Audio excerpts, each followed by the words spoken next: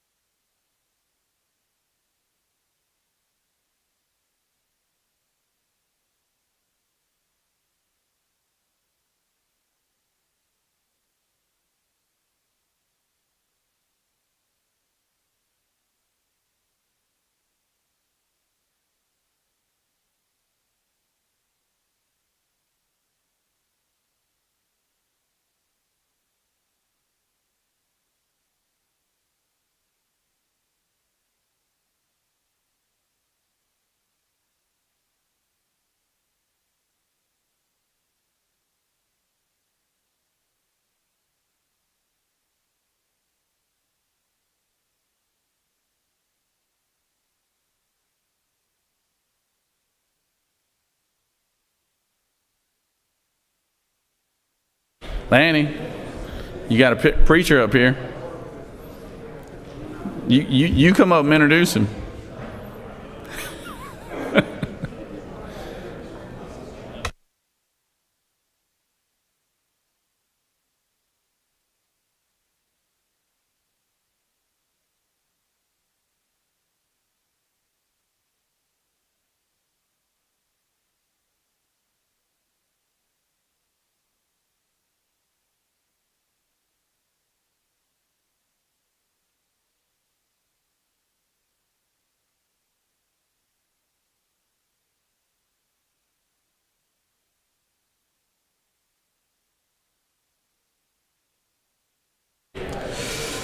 It is now time for the morning devotion. All senators, please take your seats and cease all conversation. I would ask that the doorkeepers secure the chamber at this time.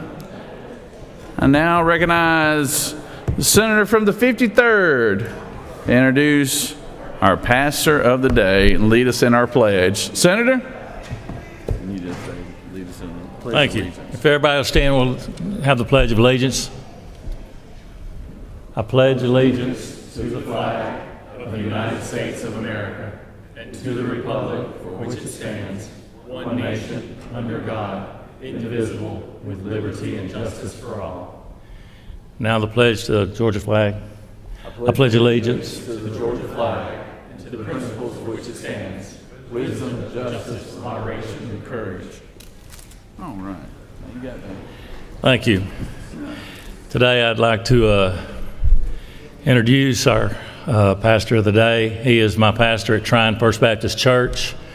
We pronounce that one syllable now, Trine, not Tryon, but Trine. He is a pastor at Trine First Baptist Church, great friend of mine, and most of you know, some of you may not know. A few months ago, I had a serious incident with my heart, 12-hour surgery through the night, and this man was right by my wife's side the whole time. So if you will, Casey Bramlett, come forward at this time.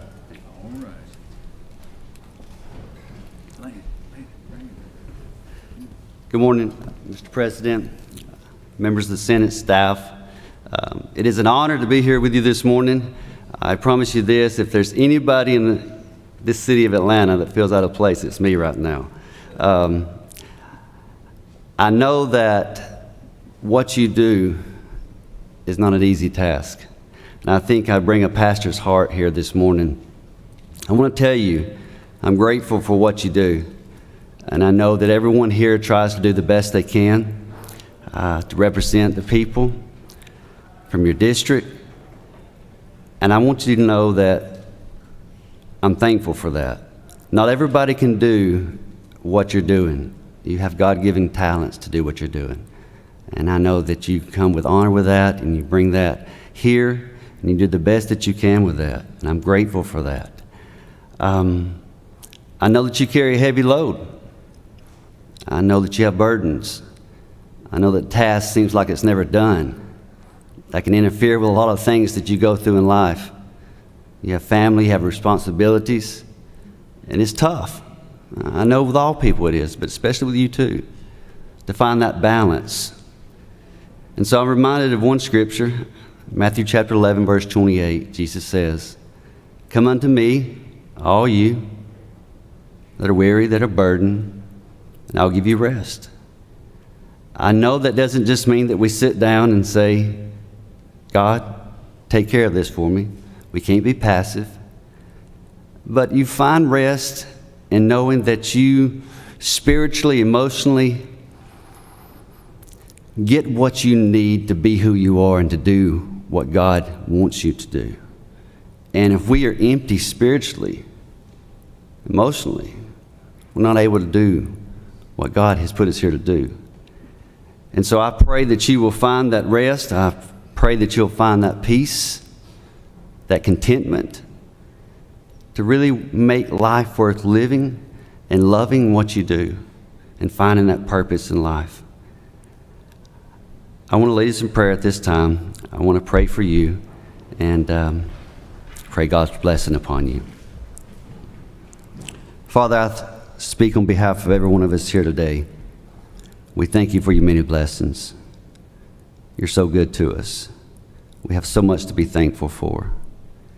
And God, I pray for each person here. Lord, I am grateful for what they do and try to do to the best of their ability. And God, I pray for those here this morning that, Lord, are restless. They're carrying a heavy load. Maybe they don't know how much longer they can go or what to do or decisions to make to find that discretion that they need. God, I pray that they'll look to you to find that peace. And in that peace, Lord, they'll find joy. They'll find purpose. They'll remember who and what got them here, why they're doing what they're doing, and be grateful for those that you put in their path, for the ways that you made the path clear for them to get here. And God, I pray for unity. Lord, I pray for their protection. God, I pray that you would give them the wisdom that only comes from you. We pray this in Jesus' name. Amen. God bless you.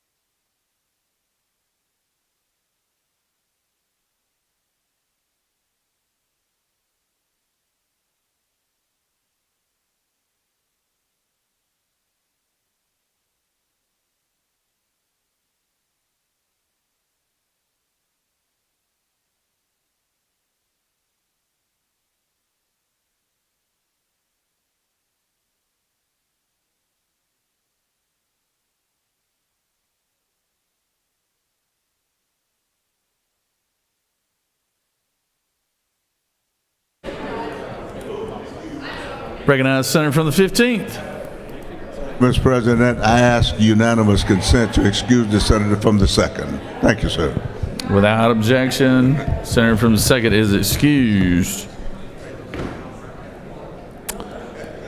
It is now time for points of personal privilege. Recognize the senator from the 8th.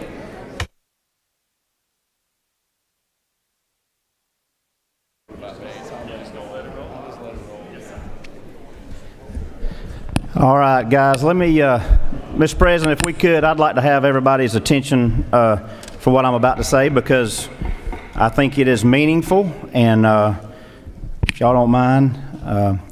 Mr. President, fellow senators, today I rise to speak not just about our Lieutenant Governor, but about my friend Burt Jones. Mr. President, public service is not for the faint of heart.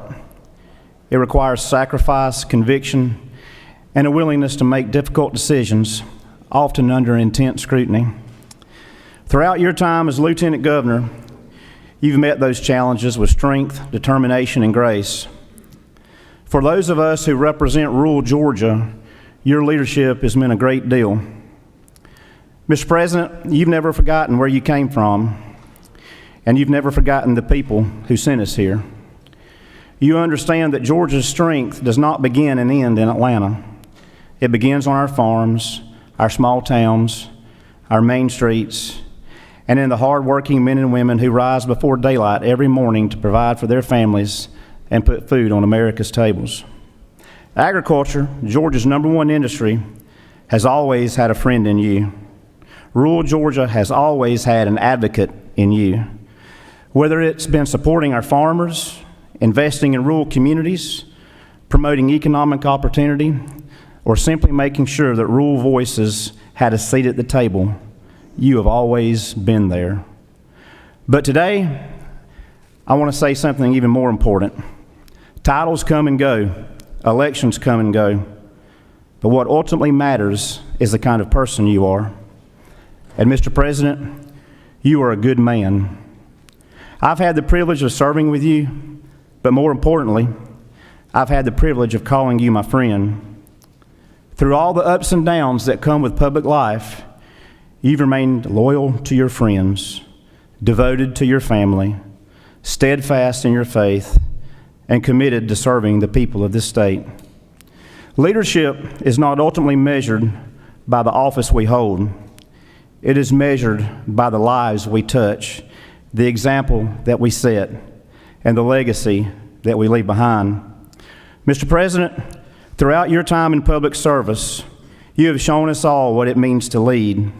You've not only set an example of what it means to be a public servant, but more importantly, you have shown us what it means to be a husband, a father, and a friend. For that, this chamber and this state are better because of your service. Mr. President, you have left an indelible mark on this chamber, on this state, and on everyone who has had the privilege to serve alongside you. So today, I simply want to say thank you. Thank you for your friendship. Thank you for your leadership. Thank you for all that you have done for rural Georgia, for agriculture, and for the people of this great state. And finally, Mr. President, while many Georgians will remember you as a great Lieutenant Governor, those of us in this chamber will remember something even more important. We will remember you as a faithful friend, a good man, and a great American. Mr. President, I ask that this chamber now rise and join me in recognizing this great friend, not only to the state of Georgia, but to each and every one of us who have had the privilege to serve alongside of you. Thank you, Mr. President.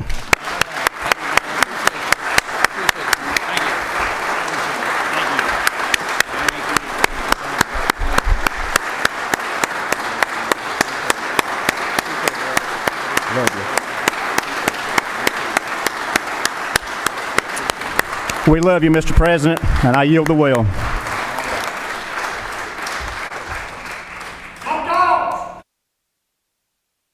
All right.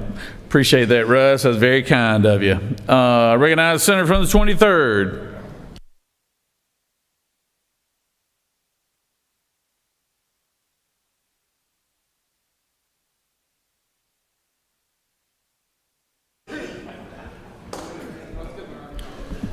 Thank you, Mr. President. I rise today to echo the comments of the senator from South Georgia. We've been blessed to have a leader for the last 4 years, and then prior to that as a colleague in this body. But I want to change a moment and focus on something that is upon us. On July the 4th of 2026, this nation will be 250 years old. There are few things that we do here in this body that are remembered statewide, and I want to remind the Senate of something that we did in January of 2024. In January of 2024, we authorized the issuance of a tag to celebrate the semi-quincentennial of our nation. The House supported this action. It was Senate Bill 369. The House supported this action. The governor signed it into law on the 23rd of April of 2024. Since that time, it has been implemented. I want to give you a quick update. In the first 5 months of 2026, the Department of Revenue has delivered 187,015 of these tags to Georgians. That is the highest number of specialty plates in Georgia's history. You know what the largest single specialty plate in Georgia is after this plate? The UGA plate. The UGA plate. By the way, this plate in 5 months has tripled the number of plates adopted. I have an 18-year-old grandson with an F-150 Lariat. He took his tag to the tag office and turned it in for a bicentennial 250 plate. Because, you know why? Because it's cool. Because it represents history, and because it's Georgia. So I want to thank this body for supporting SB 369 2 years ago. Congratulate Eden Pethel, who's been with us. She's the designer of the logo, and encourage you and your friends and your families to celebrate America and adopt the 250 tag. Thank you.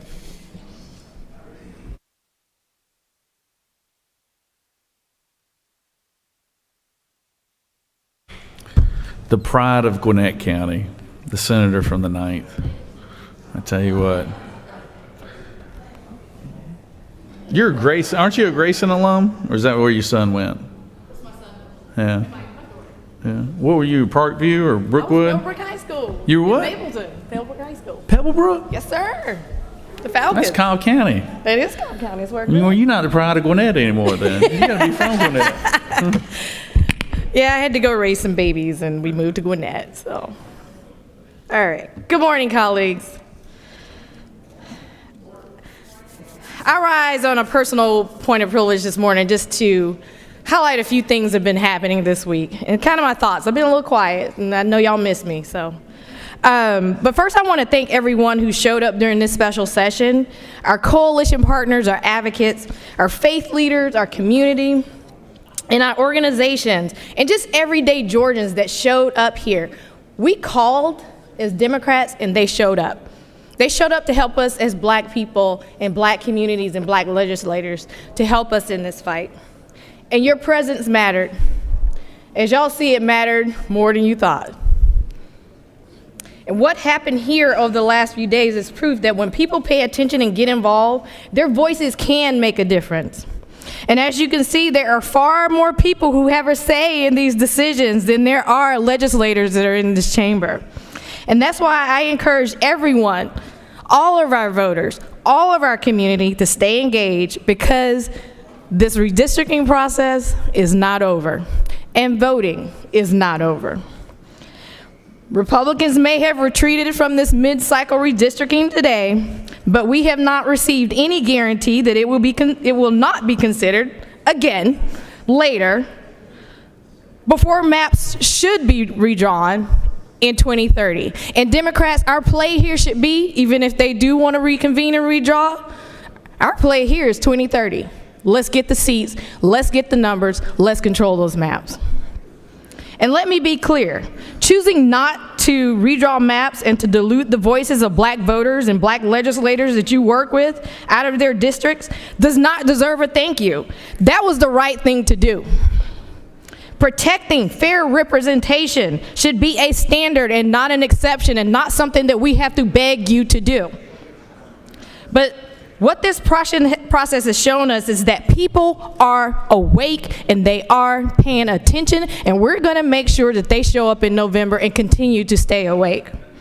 The spotlight is on. The spotlight is on this chamber. The spotlight is on many of you that are running for office, and Georgians are paying attention. Every time legislation is introduced without considering all communities, people pay attention. Every time voices are left out of important conversations, people are paying attention.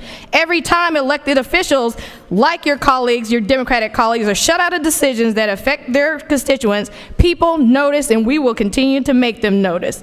And while families across the state are struggling with affordability, housing costs, and health care costs, too many proposals we are discussing fail to address these concerns.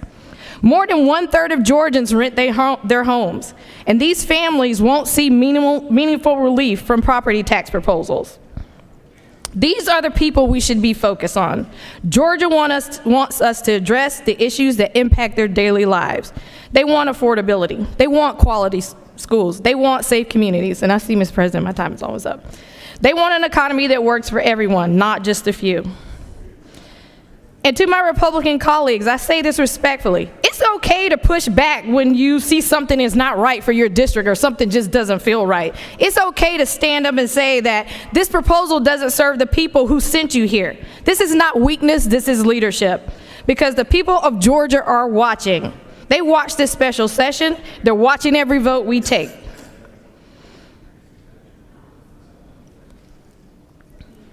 So as we move forward, I hope we can think carefully about the decisions we make and who those decisions impact. And I gotta tell you, Donald Trump isn't doing any of y'all any favors. Every time he opens his mouth, every bad policy, every time he continues to let this war stand and spend billions of our dollars that our people need, he's not helping any of you or any of us on either side. And it's kind of funny, and I'm embarrassed for you, that he just spent $15 million to build a swamp in front of Lincoln Memorial that is reflective of his policy and his administration. Our money. Just remember that we don't just represent some Georgians, we represent all Georgians. Stand up to bad policies. It's okay to say it's not okay. That's the responsibility we are elected to carry here in this chamber. And with that, Mr. President, I yield the well.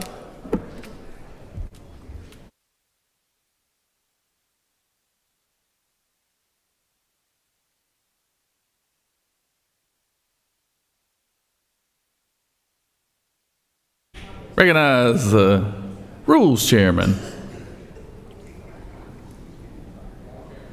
You think the next Lieutenant Governor will have that much confidence in you to make you Rules Chairman?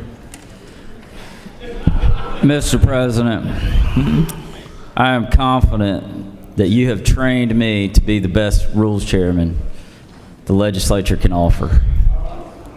And let this be my resume for any future Lieutenant Governor. You actually are interviewing before both of them right now. I am. I better hold on. My tie okay? Yeah, you need to straighten up that nameplate a little bit. Yeah, let's straighten up. All right. You're going to lose a little more weight. Can you there, restart man. my time? I'm going to ignore it anyway. In all seriousness, Sonoy, Georgia, one of my beloved towns in Coweta County, lost a true pillar yesterday. We had a local businessman, and Ellis Crook passed away. Mr. Crook's, his roots in Sonoy were very deep. His family operated businesses in the area for nearly a century, and he was the owner of the long-standing Crook's Marketplace, which was a local grocery store, which is right there on the corner of 16 and Broad Street in Sonoy. Also a celebrated local author. He published a memoir called Sonoy Boy, which shared the history of his hometown. And recently, we, the state Senate, we introduced a resolution to recognize all his civic contributions and dedicated a local highway in his honor, which we will be dedicating on July 28th. My only regret was we couldn't do that while he was still alive. But I was honored to attend his birthday party just a couple weeks ago, his 95th birthday, and just sharp as a tack. As soon as I walked in, I wasn't wearing a name tag or anything, and he immediately stood up and welcomed me as Senator Brass, started introducing me to all his friends, and just a truly great man that truly loved our communities, especially in Sonoy. True great businessman, civic leader, husband, father. And, his love for Sonoy was not unnoticed, and just everyone in Sonoy truly, truly loved this man. And so, Mr. President, I would ask that we give a silence in honor of Mr. Ellis Crook and all his contributions to Sonoy, Georgia, and Coweta County, and really our state and our country. Senators ask that everybody stand at attention and give a moment of silence.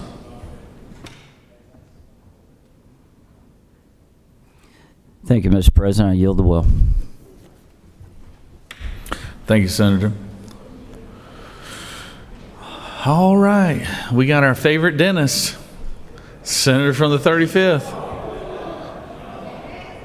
Well, I tell you what, you can tell a man that is used to having clients that can't talk back.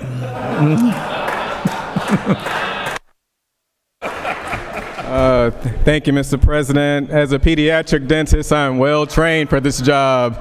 Well trained for this job as a pediatric dentist. Happy to be here today. I want to say something that might be provocative. It might be provocative, but maybe provocative to my own party, maybe provocative to our Republican friends. But I have a concern that I want to share about individual and national debt. We are experiencing a credit card debt individually throughout our country in numbers we have never seen before. Folks are paying for basic essentials through the use of credit cards with ridiculous interest rates. And it's something that doesn't get a lot of discussion with all of the hype going on, with all the real issues happening. This is also a very real issue. But I wanted to bring that up. And also, just looking back, I know in years past, our Republican friends would oftentimes talk about the national debt. And I realized, like, wow, I haven't heard anything about the national debt in a long time. But I wanted to share with our colleagues that we're about $40 trillion in gross national debt. 40 trillion with a T. And then I was reading a little bit more, trying to better understand these numbers, because it wasn't making sense to me.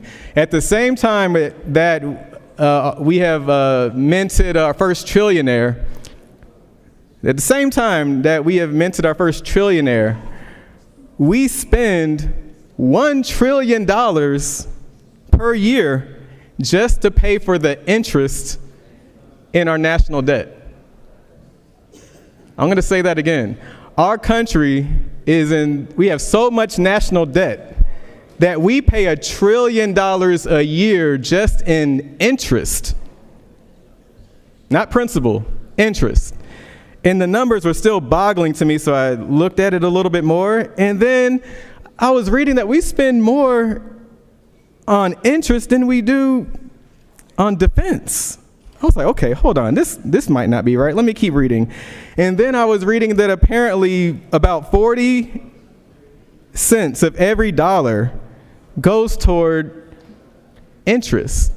And for the business owners out there, and I know you're like me and you just hate paying these taxes because you're not sure if folks are going to do right by your tax money, it literally made me sick to my stomach to think that 40% of the tax money that I spend to the federal government is going toward interest payments for national debt. So I just wanted to go ahead and maybe I made some recent history that a Democrat is going to come up here and talk about national debt. I figure it was appropriate, but it's happening in our own backyards. Folks are struggling. And as we deal with our issues, it's good to zoom out for a second and realize that our banks are running us, and it's a problem. So hopefully we can work together, Republicans and Democrats, to get things on the right path, because I am concerned about where this country is going. And I think many of you share that same concern, and we can talk in private if you don't want anybody to know. I yield the will.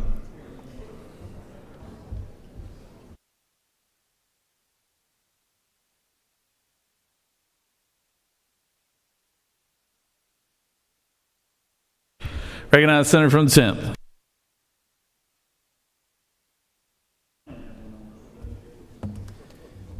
Thank you, Mr. President and colleagues.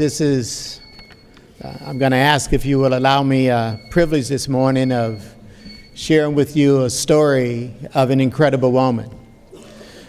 And the reason why I'm sharing this story of this incredible woman is because she is the mother of one of my long-serving colleagues in this body.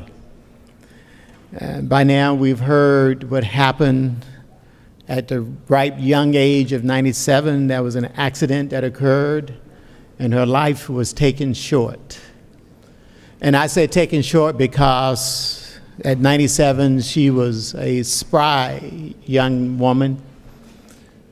And if you would listen to her two daughters, our Senator Donzella James, and also her baby sister who's joined us here today, Ms. Lisa, they would tell you that their mother was a phenomenal woman. So I'm going to ask if my colleagues will allow me this one privilege as we honor the mother of one of our own today. I would like for you to stand silently at your desk while I read this resolution in honor of a phenomenal woman. Senator has asked for a moment of silence. Everybody stand at attention. This resolution reads, honoring the life and memory of Mauricine Watts Thomas and for other purposes. Whereas the state of Georgia mourns the loss of one of the most distinguished citizens with the passing of Mauricine Watts Thomas, and whereas Mauricine Watts Thomas was born on November 29, 1928 in Philadelphia, Pennsylvania, a beloved daughter of Taylor Henry Stevens and Justin Collier Weiss, and whereas a beloved educator, she devoted more than 26 years of service to public education, shaping the lives of countless students through her work as a teacher and member of the Atlanta Public Schools system. And whereas she further dedicated immeasurable hours of her time and energy toward the community throughout her life, attending civil rights rallies with her friends and classmate Dr. Martin Luther King Jr., and participating in numerous activities with the Southern Christian Leadership Conference. What a phenomenal woman. Whereas a woman of deep and abiding faith, Mauricine Watts Thomas was an active member of St. Paul of the Cross Catholic Church. And whereas a woman of deep and abiding faith, Mauricine Watts Thomas was an active member and participated in all church activities. Mauricine Watts Thomas was blessed with 4 remarkable children: Eleanor, Donzella, Mamie, and Lisa, 7 wonderful grandchildren: Rhonda, Ralph Jr., Brian, Roman, Marcy's, Mark, and Penny, and a host of beloved great and great-great-grandchildren. What a phenomenal woman.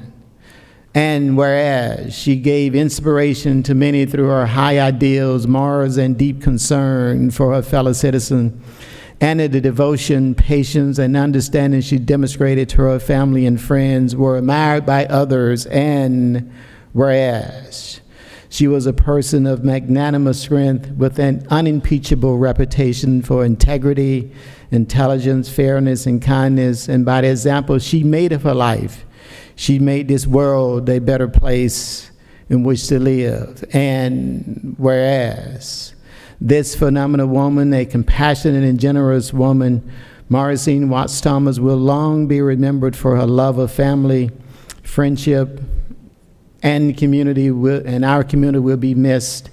by all who had the great fortune of knowing her. Now, therefore, be it resolved by the State Senate, and may I also add that the House recognized her as well, that the member of this body join in honoring the life and memory of Marsine Watts Thomas and express their deepest and most sincere regret at her passing. What a phenomenal woman. Be it therefore resolved that the clerk of this body is authorized and directed to make an appropriate copy of this resolution available for distribution to the family of Marsine Watts Thomas. Senator James, we love you. We appreciate you. We share in your loss. God bless you, and God bless this phenomenal woman.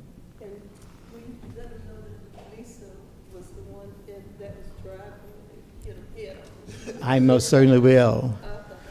I've been directed to instruct you colleagues that her sister, who's present with us today, Ms. Lisa, was in the vehicle as well. And Ms. Lisa, please accept our deepest, deepest condolences for your loss. But we're glad that God preserved you for us so that you could be here for this moment and this occasion. And we know your mother was indeed a phenomenal woman. Thank you, and God bless you.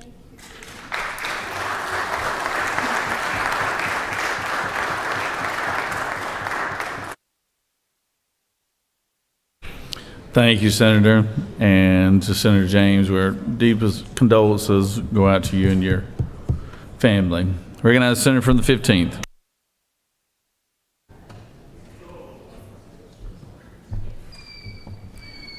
Thank you very much, Mr. President and members of the Senate. I just wanted to take this opportunity to thank you very much for the kind words that you said and displayed towards me regarding the passing of my brother, Mickey Wayne Griffin. Mickey was born in Montgomery, Alabama, and he was my mother's youngest son.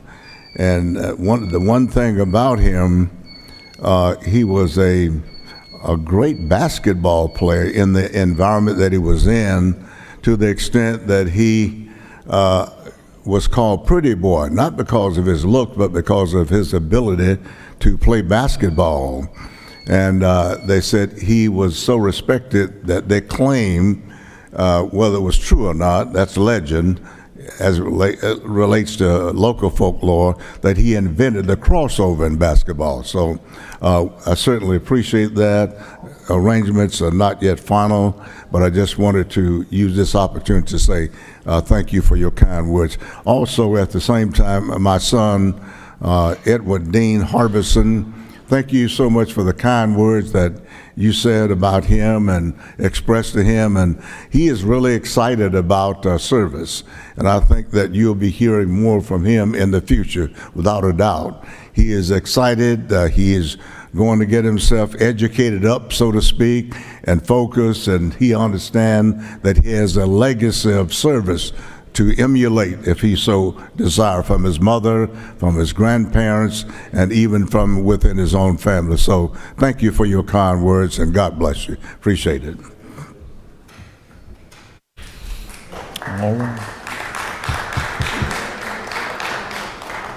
Thank you, Senator. Recognize any other senator wish to speak on a point of personal privilege. Senator from the 39th.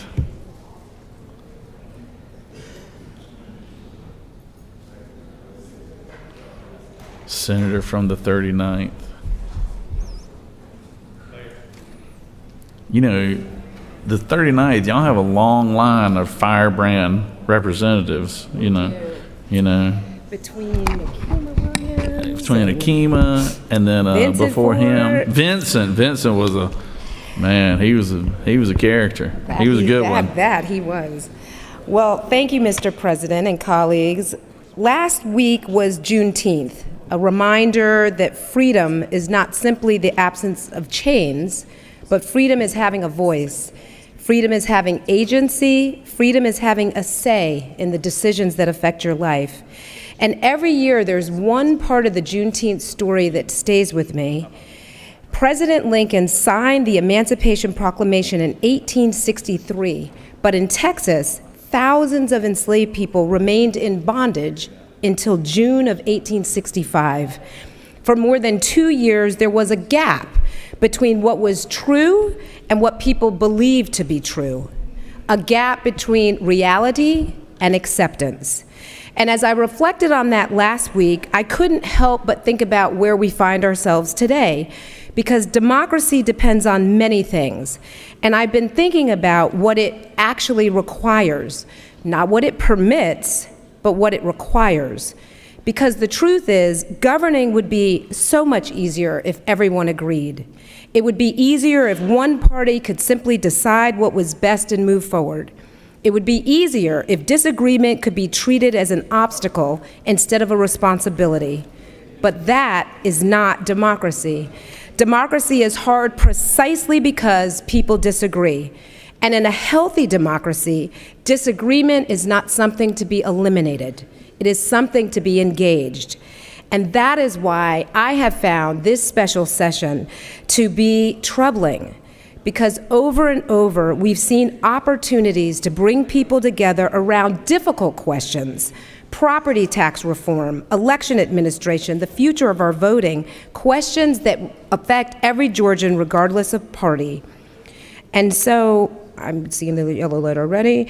I just want to say, public confidence is not built by one party alone. This is a moment when we as leaders must decide whether our commitment is to the process or only the outcome. Trust is not restored by revisiting the same question until we arrive at a different answer. And faith in democracy is not strengthened when the response to defeat is endless suspicion rather than renewed persuasion. Because every democracy eventually reaches the same crossroads. Will our commitment be to the process or only the outcome? Will we trust the system only when it produces a victory, or will we respect it even when it delivers a defeat? The real issue is whether we are strengthening faith in our democratic institutions or slowly eroding it. On Juneteenth, we celebrated freedom. In just a few short weeks, we'll celebrate the great American experiment as we turn 250 years. And so, as we sit in this chamber, I believe that we are being asked to decide what kind of stewards of democracy we will be. And history will judge us, not by whether our side won, but by whether we had the courage to uphold the process even when it did not. Thank you. I yield.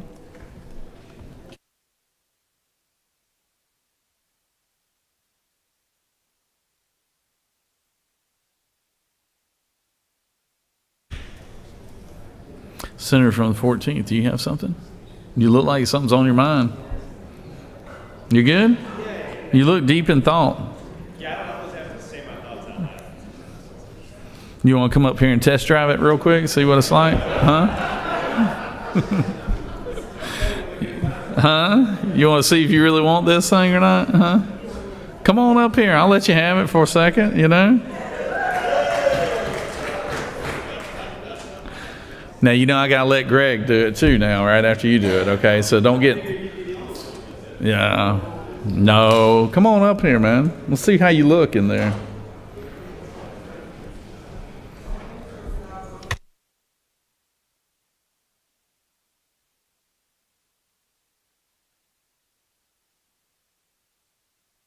You want me to? Yeah, okay, a little more switch here. points per There's a little person. switch on the side that you use to turn the mic on and off. Call the question. Does any other senator wish to rise on a point of personal privilege? Chair hears none. We move on to the next part of the... Yeah, there you go. All right. Thanks very much, everybody. Good job.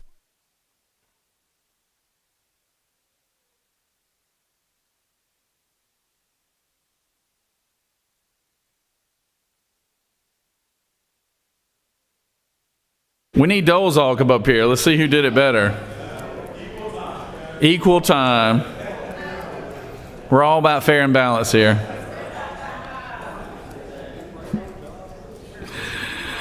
Oh, man. All right. You have a consent calendar of privilege resolutions. Does any senator wish to remove a resolution from the consent calendar? Is there objection to adoption of the resolution on the consent calendar? Chair hears none. The resolution on the consent calendar is adopted.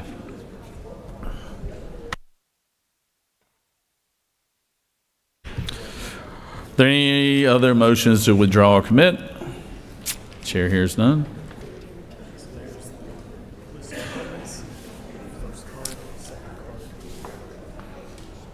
All right. Recognize the majority leader. Mr. President, I ask unanimous consent to dispense with the reading of the names of the governor's appointments. Is there objection?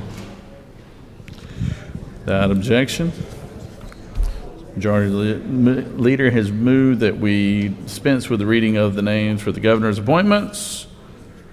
No objection. Recognize the majority leader again. Mr. President, I ask unanimous consent that one roll call vote suffice for the confirmation of the governor's appointments. Is there objection? Hearing no objection, majority leader has asked for one roll call vote.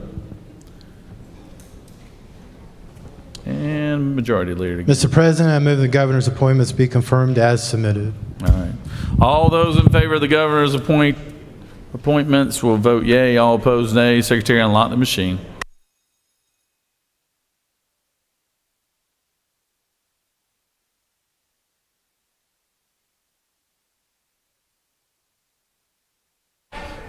Recognize Senator from the 55th. What purpose do you rise? Mr. Speaker, is it not true that some of the people that we are approving have nothing to do with the MARTA system, but they are having a vote when I don't have a vote representing my county? You're in the wrong chamber, Senator.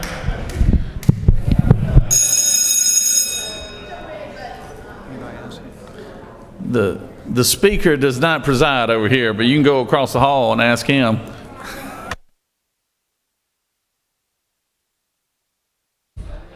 But is it? Damn.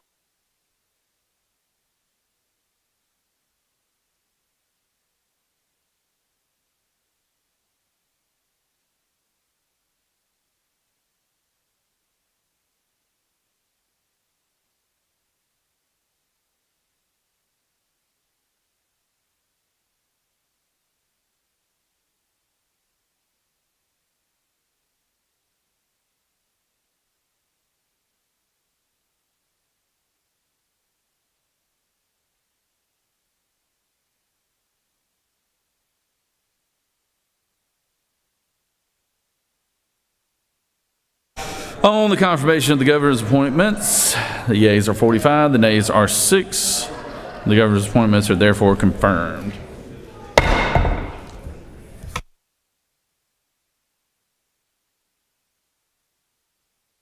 Secretary will read caption of H.R. 3.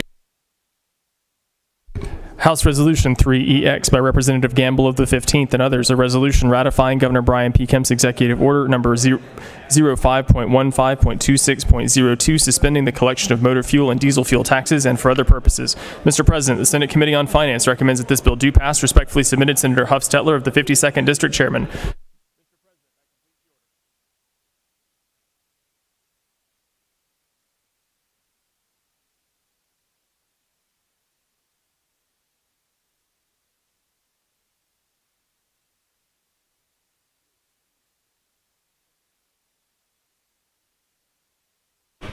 The longest serving floor leader right now. There he is, Senator from the 50th. Thank you, Mr. President. Rise today to present House Resolution 3EX. This should be familiar to most of y'all because we've done this several times over the past few years. The governor suspended the fuel tax. It saved Georgians almost $100 million. We need to ratify that, and would just ask for your favorable consideration. I'm happy to answer any questions. You have no questions, Senator. Thank you, Mr. President. I yield the well. Does any other senator wish to speak for or against the measure? Chair hears none. Is there objection to the previous question being ordered? Chair hears none. The previous question is ordered. Is there objection to agreeing to the report of the committee which is favorable to the adoption of the resolution? Chair hears none. The report of the committee is agreed to. Is there objection to the main question being ordered? Chair hears none. The main question is ordered. Question is on the adoption of the resolution. All those in favor will vote yea. All opposed, nay. Secretary, unlock the machine. Senator from the 27th. Senator from the 27th. You want to come drive? I'll let your opponent drive. You good? That's oh, hey. Oh, already fighting words. I like it. Feisty little things. It's going to be a cat fight. We should do an MMA fight between these two. It would be entertaining. Huh? I mean, the combined weight of these two are like middleweight contenders combined.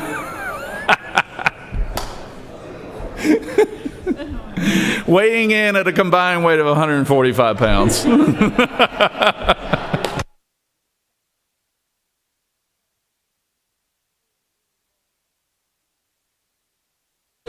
Brass, we can do it in Liberty Park. We'll set up a little ring.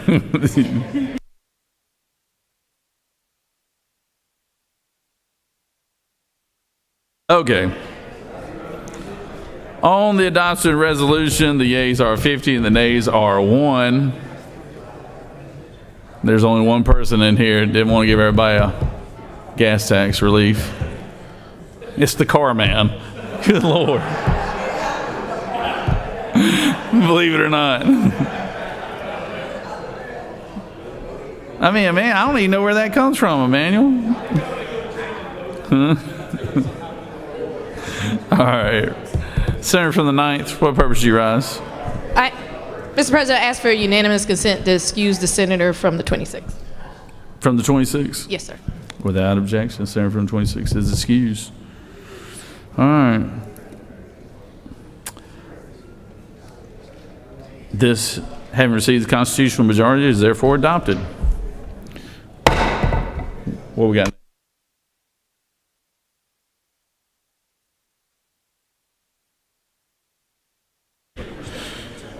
Well, we're waiting on the House once again. Tell you what. I mean, they got here an hour before us and they still can't get through one bill. I mean, they're having a conference committee before they even have a vote. Tell you what. I mean, I'm over here lame duck and I got y'all in order. I mean, what's that say about the leader over there?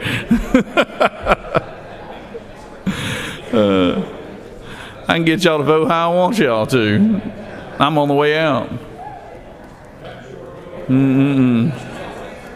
I like the idea of that MMA fight, though.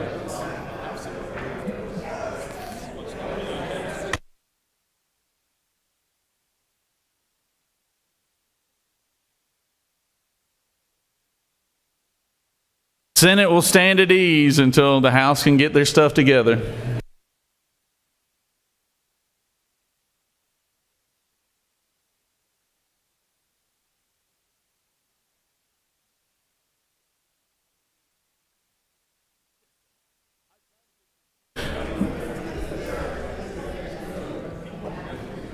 There's always an opportunity to move to adjourn. I'll just put it like that, you know.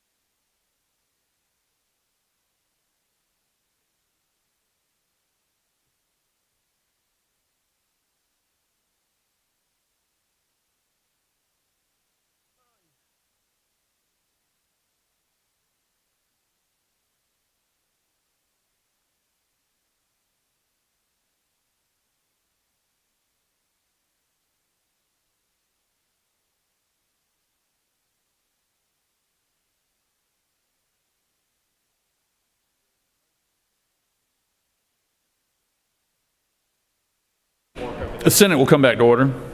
Recognize the good man from Habersham County, the senator from the 50th. Thank you, Mr. President. I move that we remove Senate Bill 5EX from the table. Secretary, read the caption.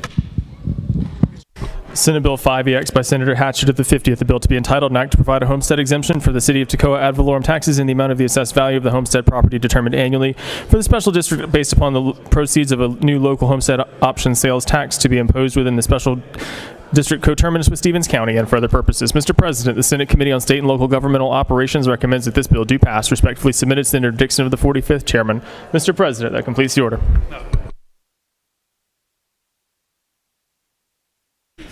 Is there objection? Without objection, recognize the senator from the 50th.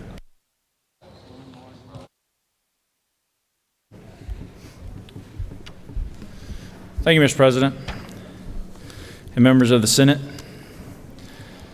I rise today to speak on behalf of the people of Stevens County, Georgia.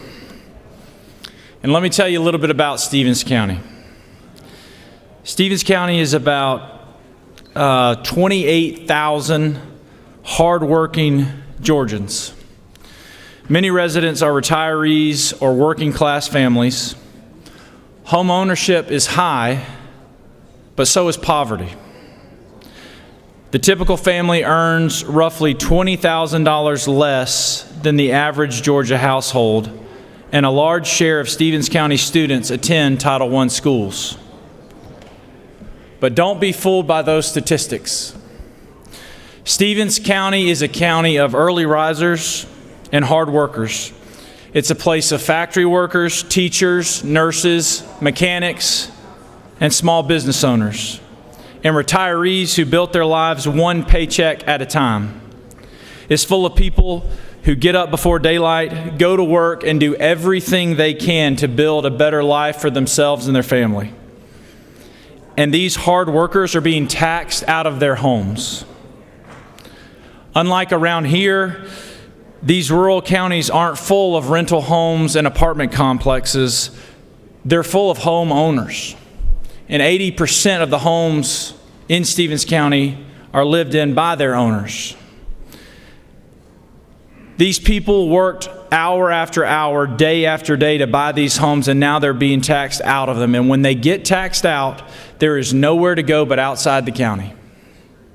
We're talking about young families. We're talking about seniors on fixed incomes. We're talking about disabled Georgians. The very same people that y'all stand up here and say you fight for. Today, I'm not even asking you to fight for them. Today, I'm simply asking you to get out of their way.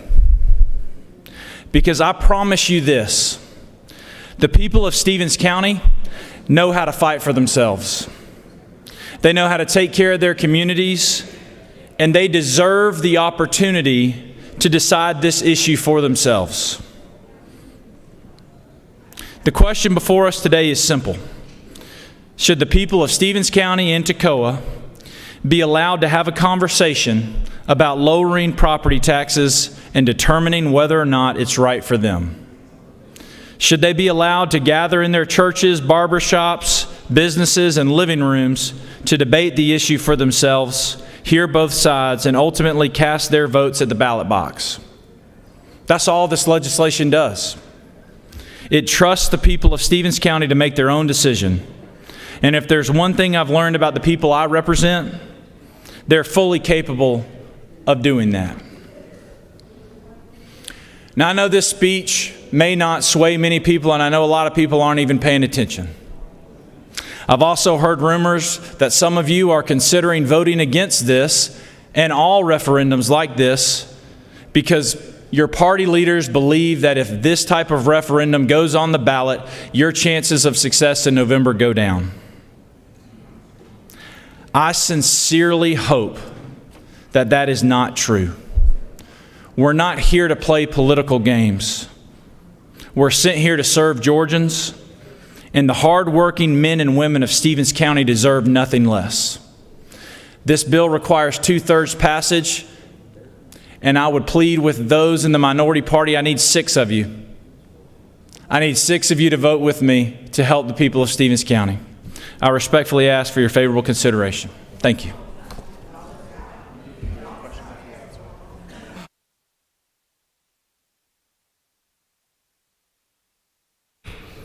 The senator has yielded.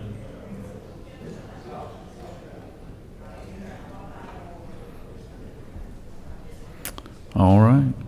Recognize the senator from the 56.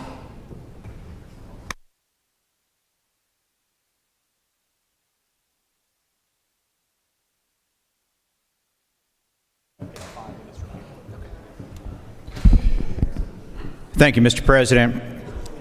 Back in 2011, after I was elected, I was honored to attend the Legislative Leadership Institute put on by the University of Georgia. In fact, several people in this room attended that very same class.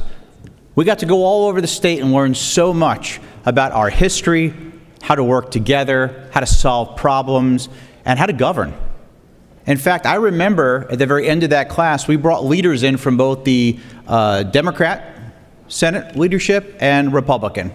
And we had a great, robust discussion. One of those discussions was about local legislation. And everyone agreed that unless for some reason that delegation is divided, you always let local legislation be handled by the people who know their district best. That has always been the way it's been, and long before I came here. Yet today, you are setting a horrible precedence.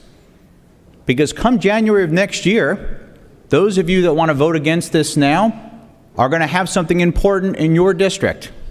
And you've now changed that calculus that will be forever remembered.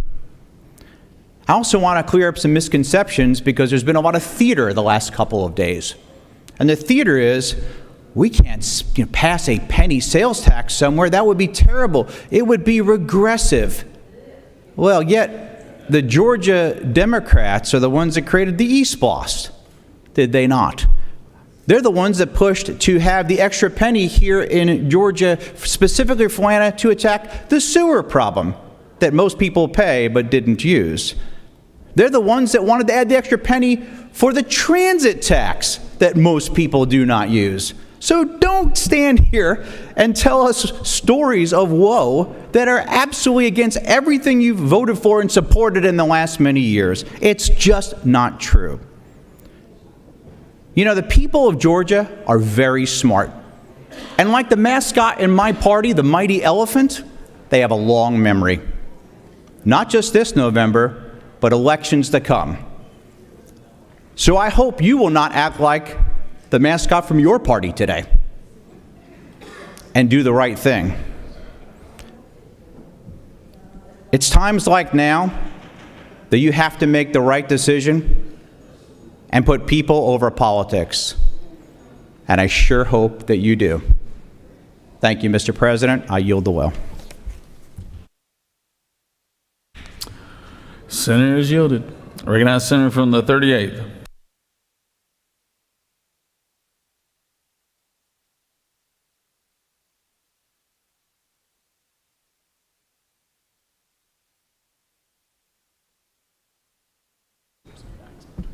Thank you, Mr. President. Colleagues, I rise to say I will not be one of the 6 that joins you, to my colleague from the 50th. And, you know, I want to give you credit because you have been very statesman-like in coming around and asking for our votes and having conversations. But one of the things that you shared from the well struck me, that party leaders have told us not to vote for this bill because we are afraid that people will come out to vote. I can assure you that not one party leader, whoever they may be, has came to me and told me not to vote for this bill because of fear that people are coming out to vote. I can tell you what is going to get people to come out and vote. The cost of gas, the cost of everyday goods, the cost that they see when they go to the grocery store. And instead, what the Majority Caucus is asking us to do is to vote for a bill with the acronym LHOST, Local Homestead Option Sales Tax. That is what they are asking us to vote for, Georgia. And I would challenge any Georgian to go to Google and put in LHOST. What you are going to get is Google is going to tell you this is an optional homestead sales tax shifting tax to general sales. Then I would ask you to Google general sales. What are the general things that everyday Georgians buy? Over-the-counter drugs, clothing, electronics, meals, and groceries. All of these things are going to be shifted onto your everyday spending at a time when people all across America is saying costs are too high. What they are trying to do is shift cost onto everyday Georgians. And we are saying no. There is a better way to address affordability. And the threats from the senator from the 56th, that you all will remember this in January, I would venture to guess that you are going to act how you act regardless of what we do with these bills. So the threats that are coming from this well are unnecessary because we already have experienced how you are going to treat the minority caucus in this chamber. And so I will say to folks who are watching this, please pay attention to what Republicans are trying to do. They are trying to make your everyday cost even higher.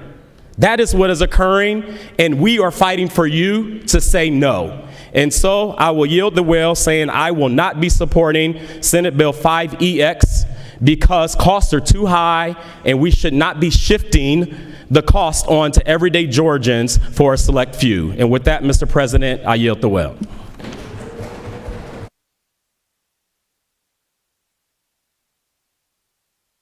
Recognize the senator from the 9th.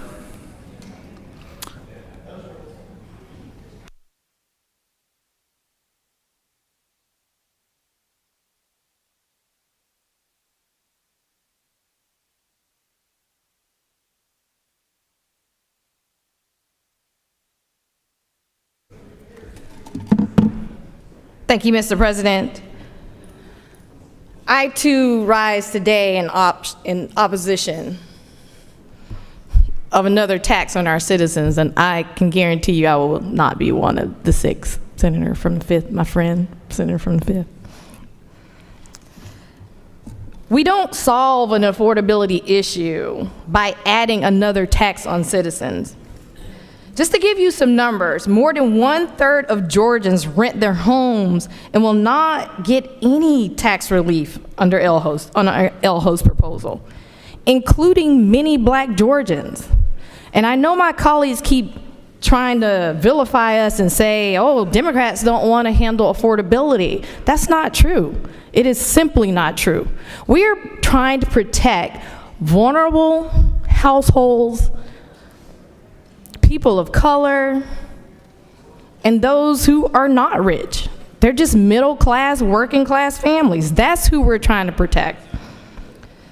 More than 1.9 million black Georgia residents live in rental housing and will receive no tax relief from any kind of LHOST proposal. There is nothing in any of the LHOST legislation that I've seen that would even hold rental companies accountable who are sucking up all the homes that people could have and renting them. Nothing in there says that they have to lower their costs and pass that on to renters, because they're not. They're just going to go by the markets. And a majority of white Georgians will receive a tax relief, since over 75% of white Georgians own their home. And I'm only bringing this out because I need y'all to understand there is a disparity, and that we are leaving some people out of proposals like this in this conversation.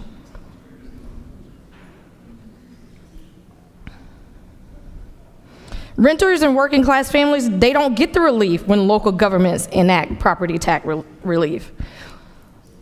Seniors, young people are out here trying to build a future. Our seniors are just trying to stay in their homes. And they're still facing rising costs every day. But LHOS bills are not the answer. And if my colleagues would bother to come to the table and work bipartisan, we actually might be able to come up with a solution that works for everybody. But you keep shutting us out of the conversation.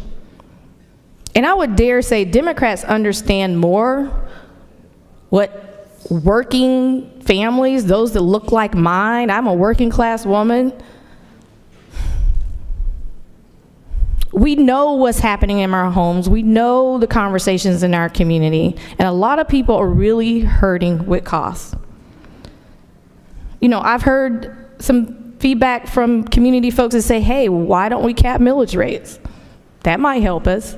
But I'm pretty sure, and all of you are very smart in this room, that we could come up with a better solution than the solutions we've been given here during this special session.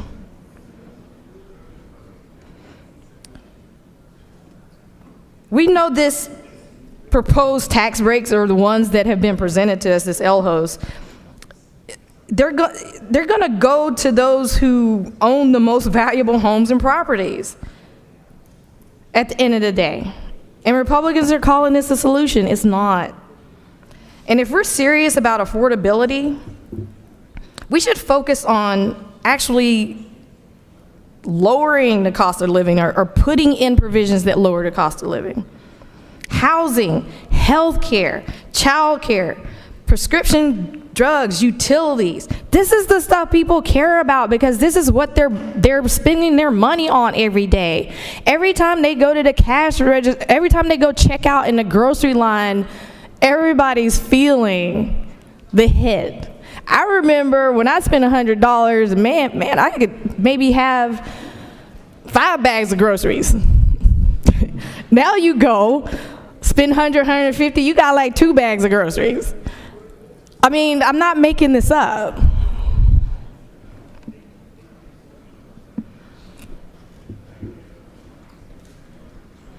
And the LHOS proposals don't deal with any of those day-to-day affordability. And this tax that we know, this penny tax, it's just going to raise the sales tax on everyday goods. So every time, every day, our citizens go to checkout lines, every time they buy gas, every time they buy clothes, you know, kids are going back to school here in August. And we're actually proposing that our families, our parents pay more on goods that they're going to have to buy for their kid to go to school when at the same time we still haven't really addressed school funding in a real way. On top of that, to give our parents relief and to increase and make our education better. So rather than shifting the tax burden on the working and middle class Georgians, why don't we come together and come up with some real solutions? And let's table, again, proposals like this. And let's work together. And with that, Mr. President, I yield the will.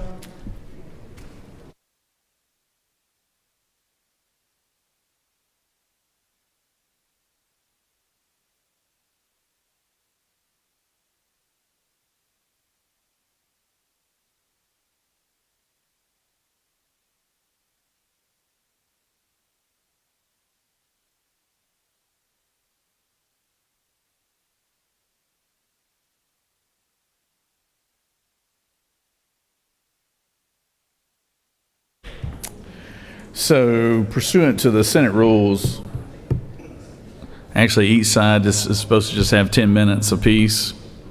So the opposition to this is eating up a good bit of their time. So I would ask you to be brief as we get into the well here. So recognize the senator from the 12th. The pride of Mableton took up 5.5 minutes. Kind of hash it out.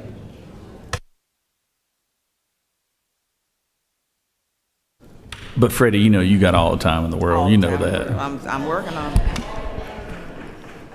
Thank you, Mr. President. And this is very, very strange for me because usually I'm very quiet. But I feel compelled to share some words, especially when it impacts heavily the district that I represent in rural South Georgia. I am an educator, firstly and always. I am an educator. So undeniably, the loss of property tax revenue for education will be the greatest travesty of educational justice, for Georgia's children and communities.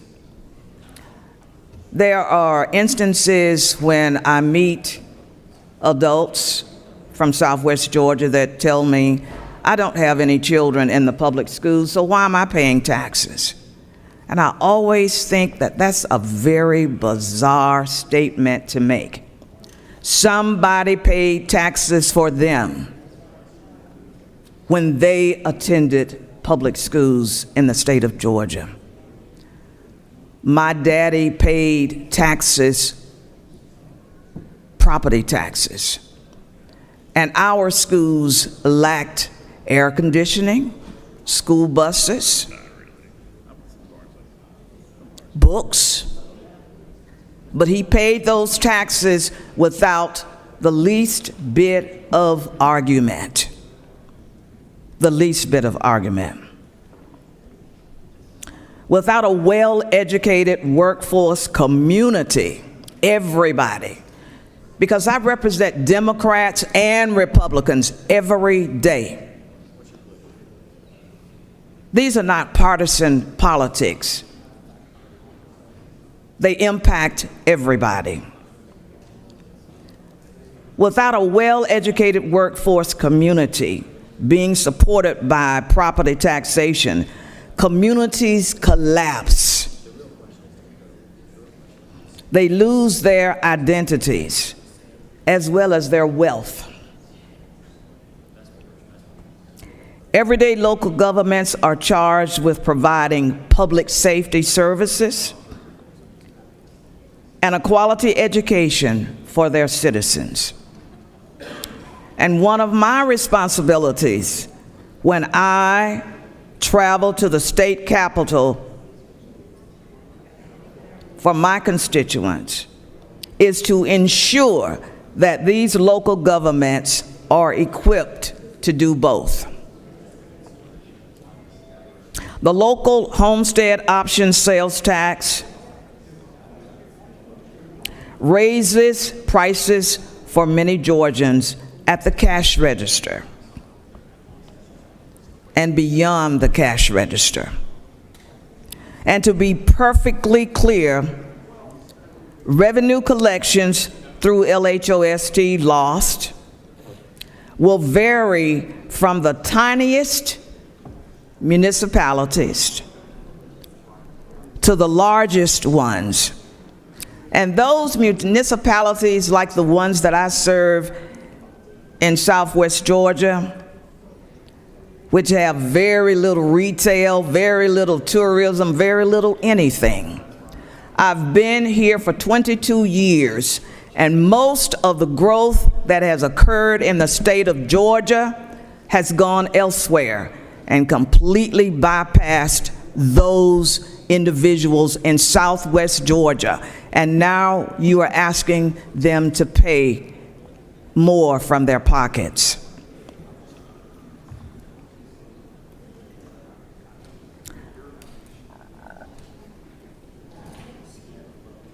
Governmental services, especially in the rural counties, already suffer. Many of them are already having difficulties meeting payroll. And a lot of you don't know that because we tend to not understand the workings of rural Georgia. Yes, they are my bills. But I am voting no, and I hope you will join me. Thank you, Mr. President, and I yield the well.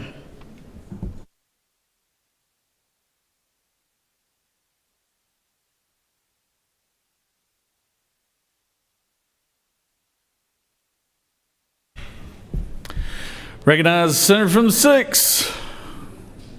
Well, we got some House members in here, huh? You got some good ones and not so good ones. Got one that doesn't know how to read over here. I like those two. You can go. He thinks I'm kidding. Oh, man. Oh, there's another one back there. You can go too, Doc. All right, here we go.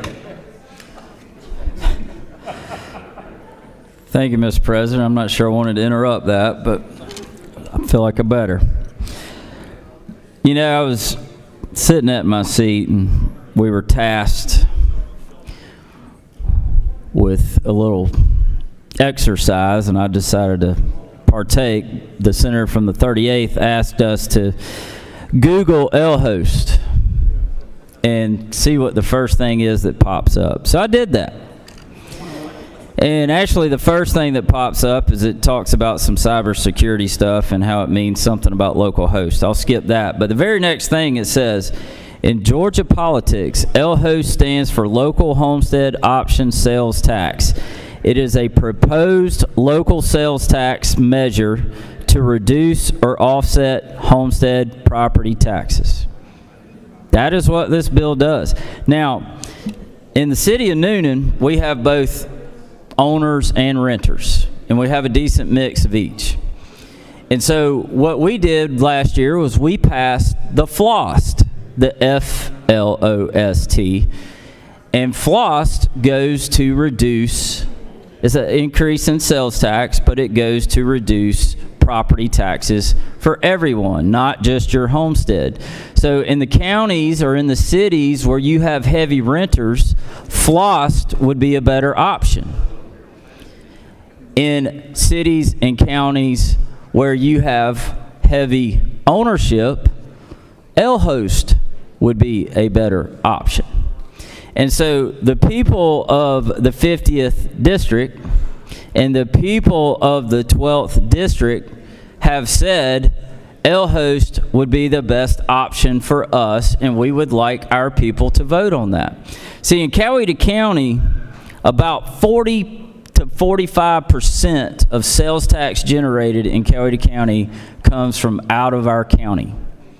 We have an Interstate 85 runs through. We got about 6 or 7 exits now.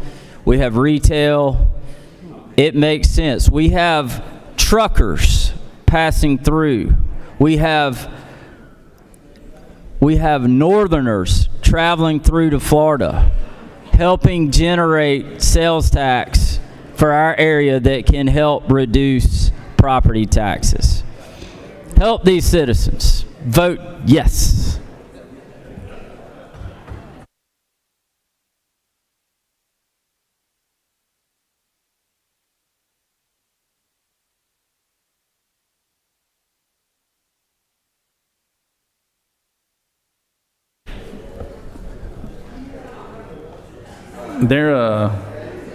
Who else we got now? Oh, we have exhausted debate, leader. Were you good? It's just a yes or no vote, actually. You ready? You want to close? Come on up and close. These are like bad house guests, man. It's like fish.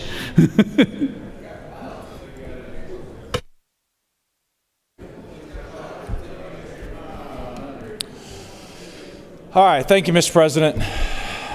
I'm really speaking to those that came down to speak against this more than anyone. The first thing is I want to clear up, I'm not asking you to vote for a tax.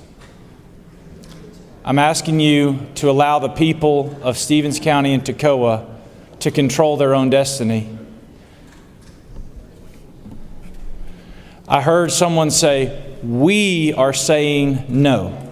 Well, that insinuates that the people in this chamber know better than the homeowners in Stevens County, and I'll tell you right now, we don't. This is a decision that they should make. I heard someone say that, well, this is just going to benefit rental companies. That, to me, opens my eyes to how little some people in this chamber understand my district. We don't have big rental companies. We don't have big apartment complexes. We have real homeowners, and you know, the homes that they live in may not be up to y'all's standards, but they're castles to my people, and they're being taken away. All I'm asking you to do is give them a voice in the fight. Let them make up their own mind as to how we spend their money on a local level. And the last thing I want to say is, you know, this is not something that would be good for the entire state. But all I'm asking you is just let my people have a voice to make their own decision. And I promise you, if I can get 6 of you up here to vote for me, I will drive you to my district and I will show you the people that you're voting for, the people that you're giving a voice to. A lot of them don't look like me. A lot of them probably don't even vote for me. Believe it or not, there are Democrats in the 50th district. There are African Americans in the 50th district, and they own homes. Please give the people of Stevens County a voice. And I promise you, that's a real promise. You vote for this, I will drive you up there and you can shake their hands and they will thank you. I yield the well.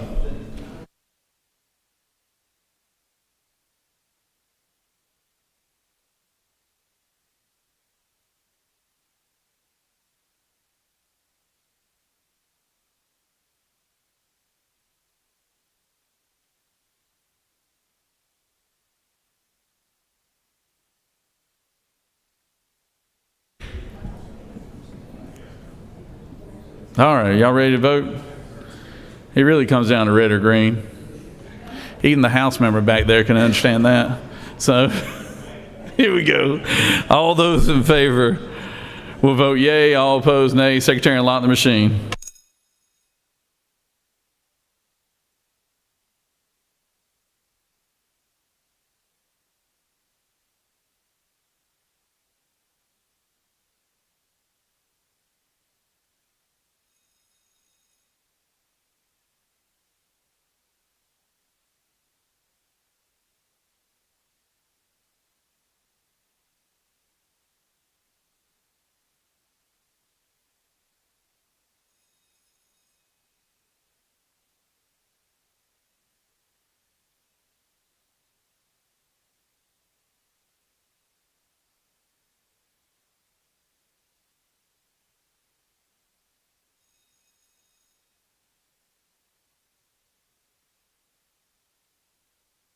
Remind everyone it takes 38 votes.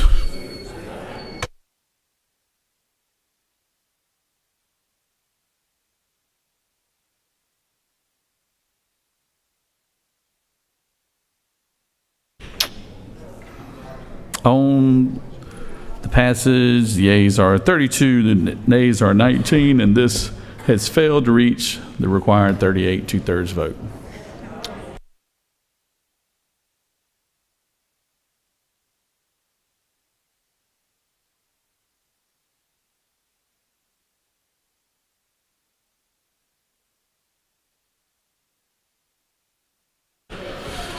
So we got 3 more of these?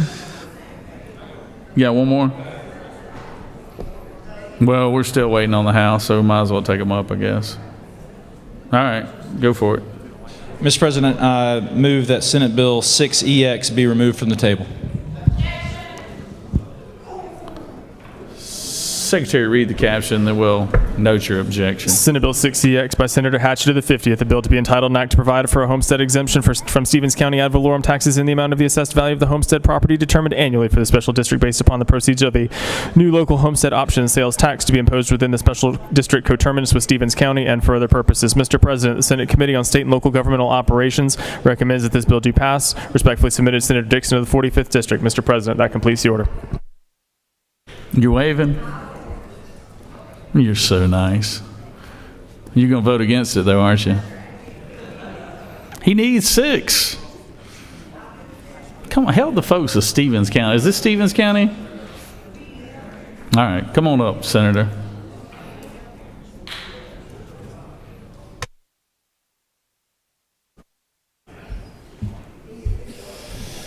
Thank you, Mr. President.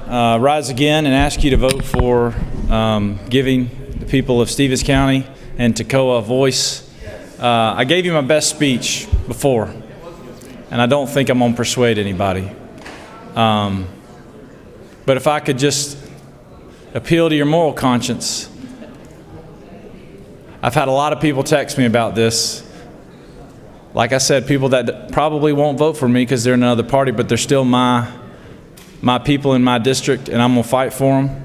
So just one more time, I need 6 people in the minority party to vote with me to give the people in Stevens County a voice, and the offer to drive you up to meet the good people in Toccoa and Stevens County stands in we'll go to some good lunch places too. I think y'all will enjoy. Thank you. I yield the well.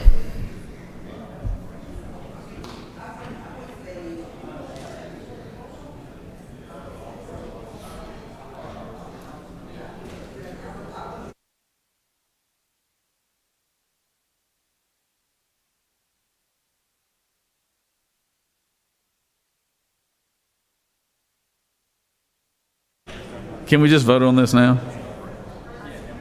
Huh? You need 6 votes, right?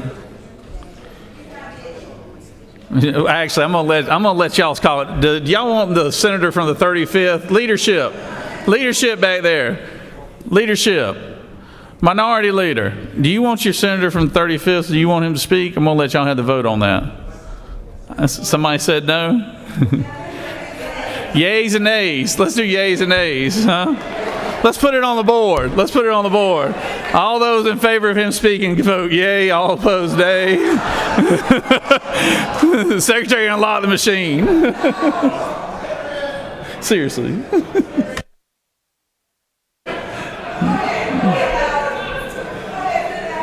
Let's do a raise of hands. All those in favor, raise your hand. 2. All those opposed, reverse. I mean, body has spoken, man. I'm sorry.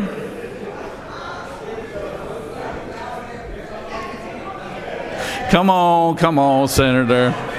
Come on, Senator. Your own leadership voted against you.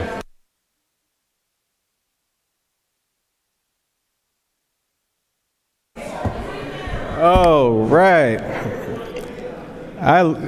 Thank you, Mr. President. I love how we get so busy. We got so much to do, right? So much to do. Oh, we have to hurry up and wait.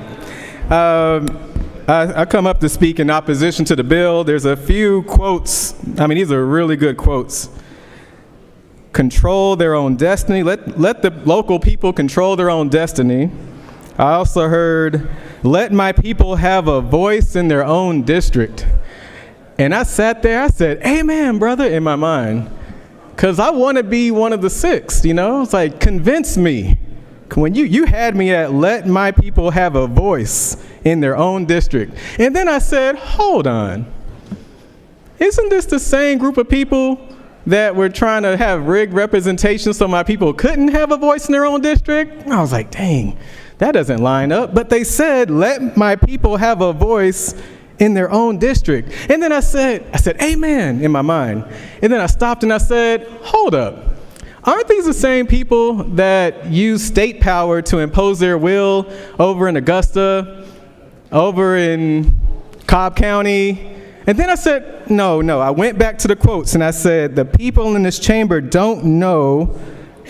They don't know better than the local folks. And I said, amen, in my head. And then I said, hold on. I remember in Cobb County, I was a school board member, and we brought up some things to the accreditation body. We said, our kids are not reading. Literacy is a problem. And then the accreditation body said, you know what? You're right. There are some challenges here. And it was this body that brought the accreditation body to the mat and basically said, if you don't change what you wrote in that accreditation, local people, we're going to run you out of town where you cannot do any accrediting in the state of Georgia. And I said, wow, I thought this place was run by Republicans who believe in local government. But then as soon as local government isn't advantageous, it's about big government. And I was just stuck because I really believe the quotes that you said. Amen. I was almost one of the 6. And then I thought, when Cobb County said, no, let's control our own destiny. Here's our map. The county decides the map. It was this body that said, no, we tell you what the map is. And there was a whole legislative fight. I remember spending a lot of money trying to win an election for county commissioner.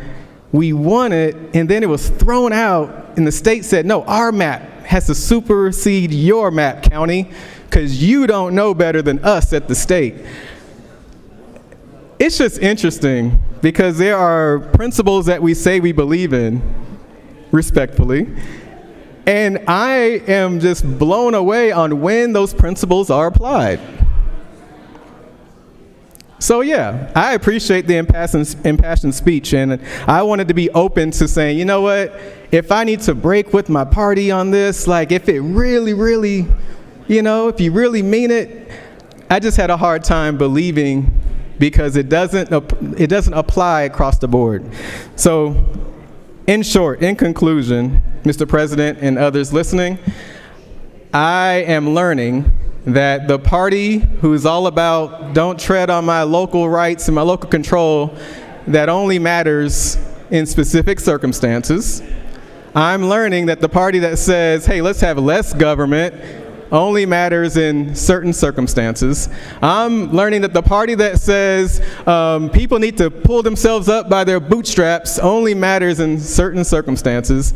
And I am excited about our future together as we try to be principled folks, where that same principle applies when it's advantageous and when it cuts both ways. I yield the will. Thank you, Mr. President. You're so welcome, Senator. Senator from the 41st, we ready to vote? What about Senator from the 22nd? We ready to vote?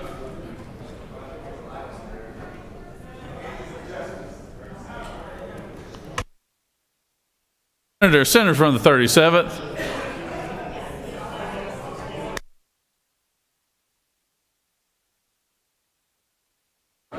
Get him, Ed. Get him, baby.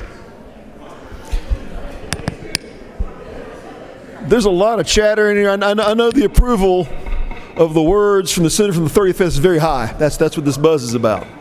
But I do want to say this. What do we do here and why are we here?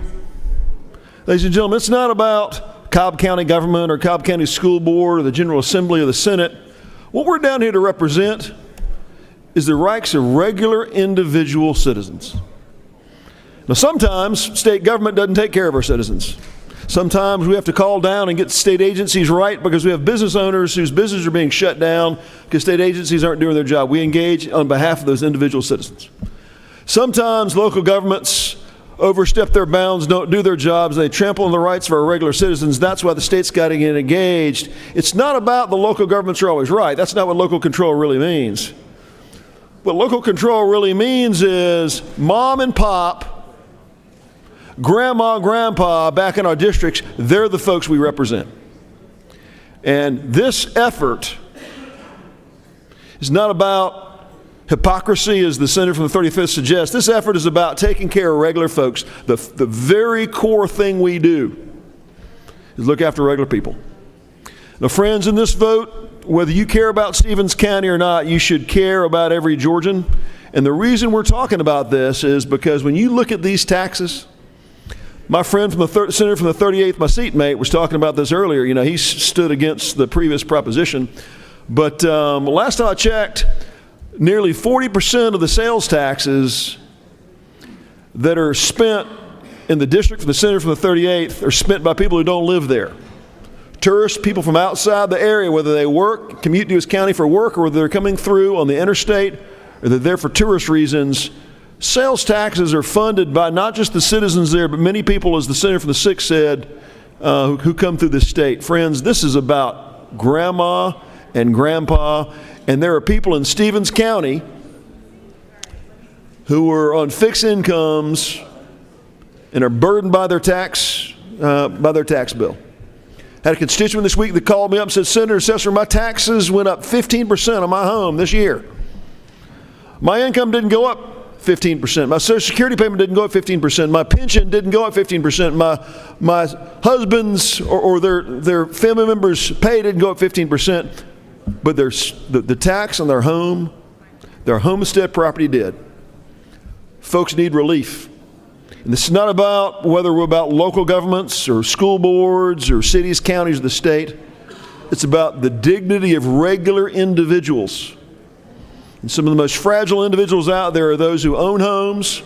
They don't have wealth, but all their money's in their house, and their local governments keep turning up the heat. My constituent that came to me yesterday, the heat was turned up 15% on them just this year. Friends, this bill's a good proposition for regular working people and for folks who don't have the ability just to work a little harder and bring home a little bit more money. If you care about regular folks who don't get to decide how much they make or what their annual income is or whether they go to the store and buy something or not and pay sales taxes, this is for them. That I yield the well.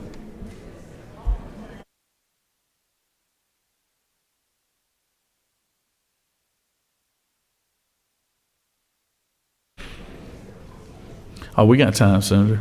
Take your time. Call on the Senator from the 50th.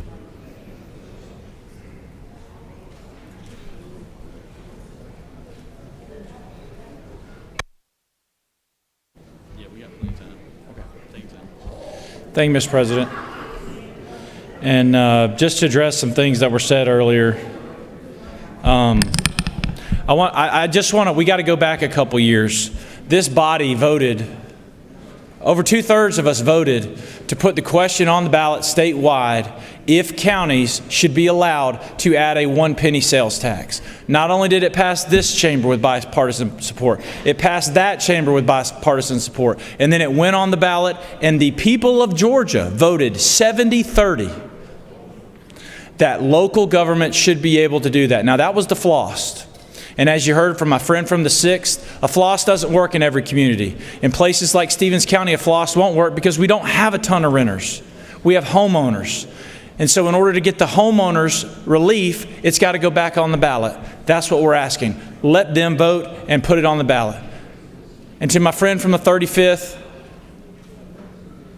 I agree with a lot of the things that you said in your speech about being principled and what you believe in, and that districts should have a voice.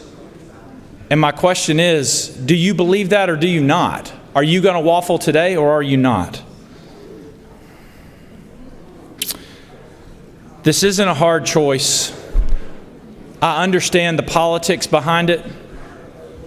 And after hearing the speeches that I heard today, I understand y'all are having to cover for yourselves. But take the politics out of it for just a second and give them a seat at the table. You've heard a lot of people say, we want a seat at the table on other bills. I think there's an amendment going around that you're wanting a seat at the table. My people in Stevens County want a seat at the table. It's not your job to tell them what to do. Let them decide, let them vote, give them a seat at the table. I yield the well.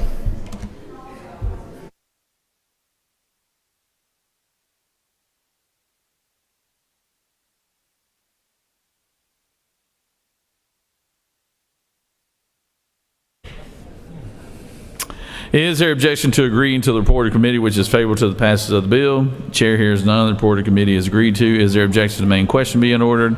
Chair hears none. The main question is ordered. The question is on the passage of the bill. All those in favor of the bill vote yea. All opposed nay. Secretary, unlock the machine.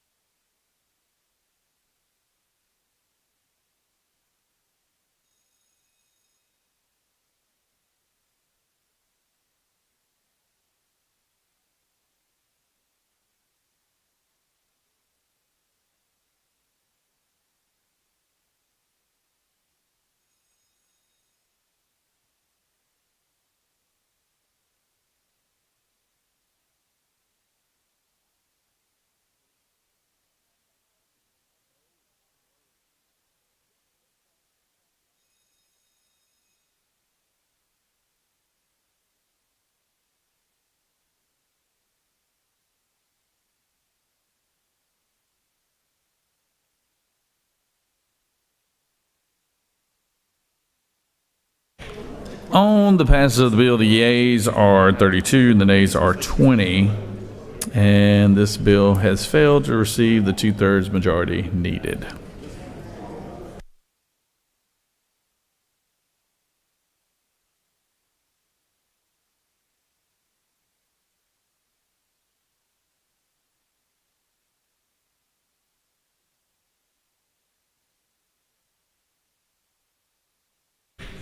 All right. So the elections bill is being printed and distributed to everybody's desk. Everybody got one? Okay. Y'all ready to take it up now? Okay. Let's go. Secretary, read the caption. Mr. President, the following message was received from the House through Mr. Riley, the clerk thereof. Mr. President, the House has passed by substitute the requisite constitutional majority this following bill of the Senate. Senate Bill 3EX by Senator Burns of the 23rd and others. A bill to be entitled an act to amend Chapter 2 of Title 20 of the Official Code of Georgia Annotated relating to the elections and primaries generally so as to establish the Election Equipment Specifications and Standard Committee to establish the specifications, standards, and requirements for a new uniform system of election equipment, to provide for reporting, to provide for the extent to which the Secretary of State is authorized to provide for the selection, certification, or procurement of the following new uniform system of the election equipment, to declare certain actions void and ultra vires, to amend an act relating to elections and primaries provided May 6, 2024, Senate Bill 189, so as to revise an effective date, to provide for related matters, to provide for an effective date, to repeal conflicting laws, and for other purposes. Mr. President, the House offers the following substitute to Senate Bill 3EX, a bill to be entitled Act to amend Chapter 2 of Title 21 of the Official Code of Georgia Annotated relating to elections and primaries generally, so as to establish the Elections Equipment Specifications and Standards Committee, to prepare recommendations for the specification, standards, and requirements for a new uniform system of election equipment, to provide for membership and duties, to provide for an input from subject matter experts, to provide for reporting, to provide for the extent to which the Secretary of State is authorized to provide for the selection, certification, and procurement of a new uniform system of election equipment, to declare certain actions void and ultra vires, to provide for input from certain stakeholders, to authorize per diems and expenses, to provide for automatic repeal, to establish provisions related to mandatory recounts in other certain circumstances, to provide for the state to reimburse the cost of such recounts, to authorize grants to counties, to revise provisions related to selected contests subject to risk limiting audits, to amend an act relating to elections and primaries approved May 6, 2024, Senate Bill 189, so as to revise an effective date, to provide for related matters, to provide for an effective date, to repeal conflicting laws, and for other purposes. Mr. President, that completes the order. Recognize Senator, recognize Senator from the 23rd. Go ahead. Got to pull it off the table. Mr. President, I move that the Senate agree to the House substitute to Senate Bill 3EX.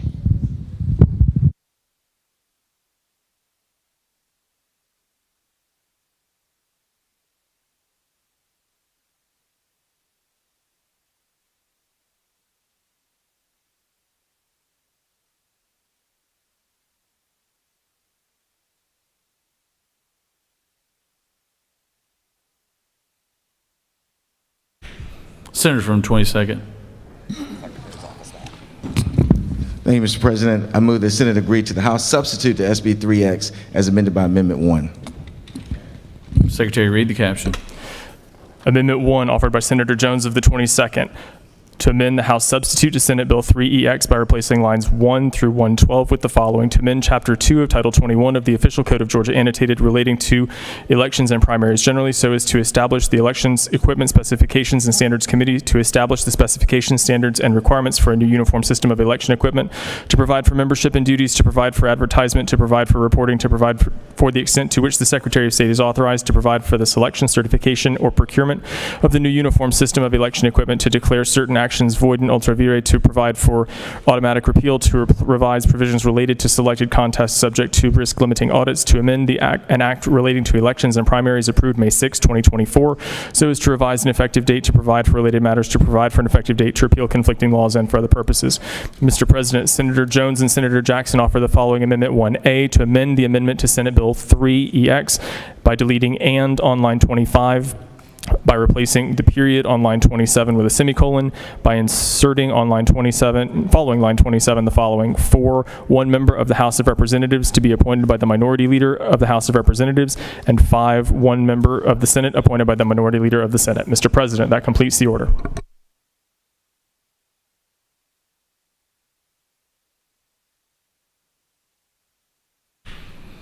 Recognize the minority leader.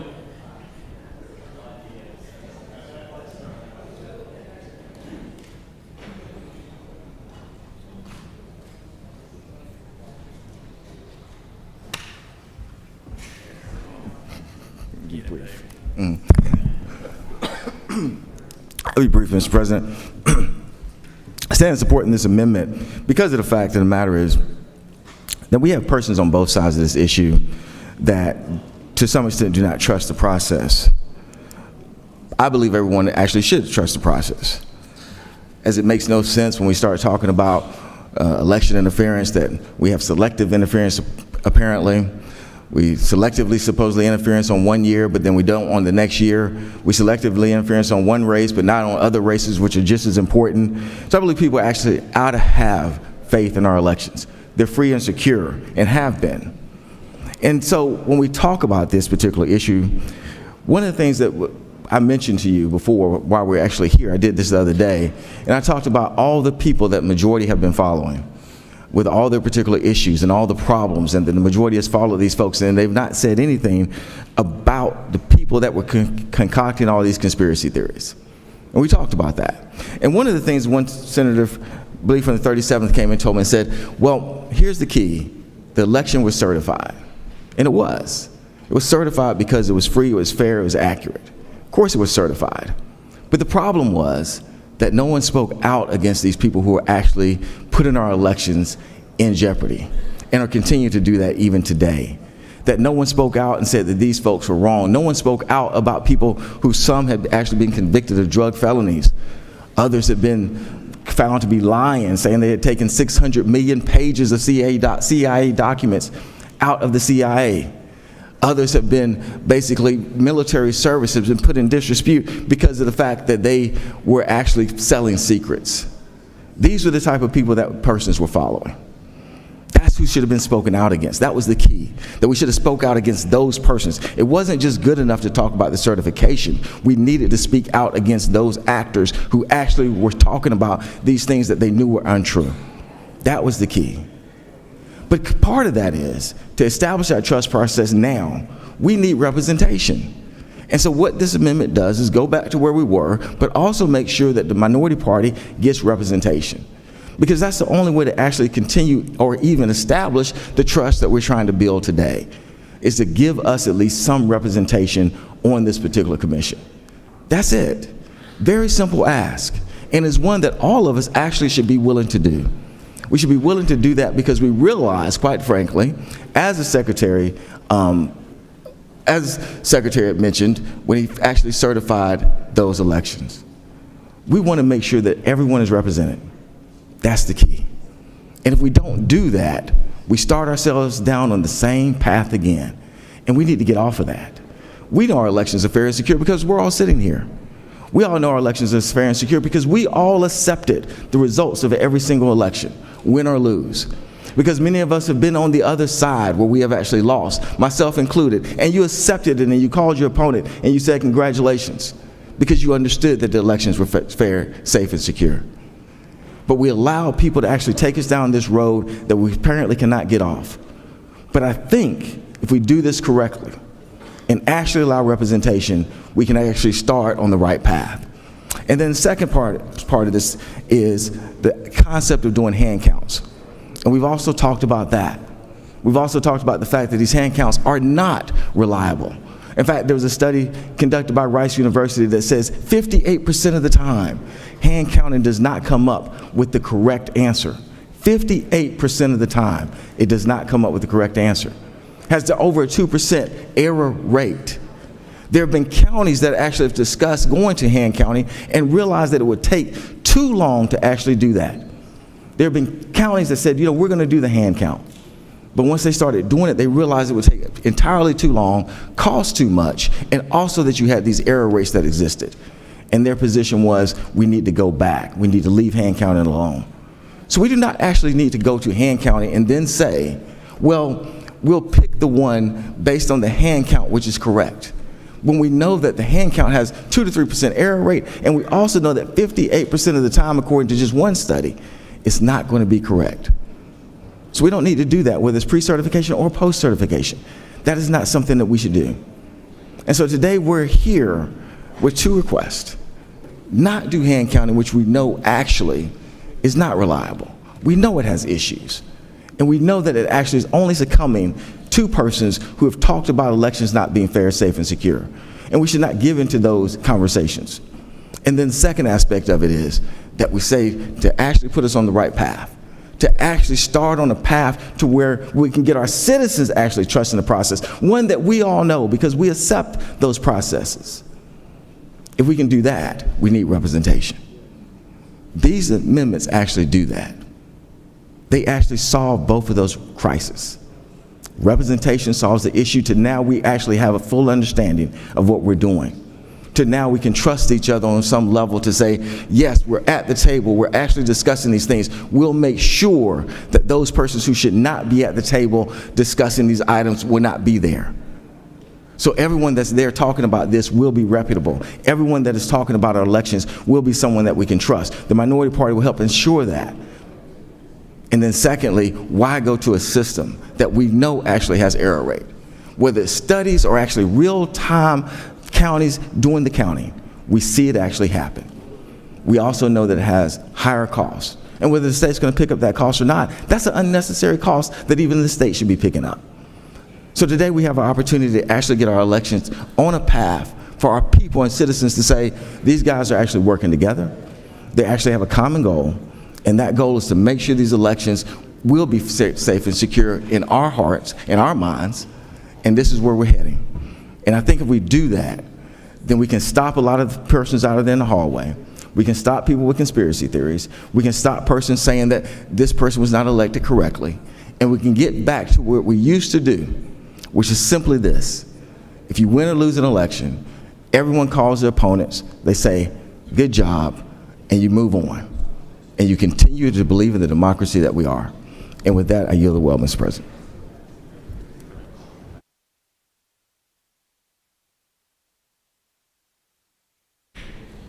Breaking down the Senator from the 37th.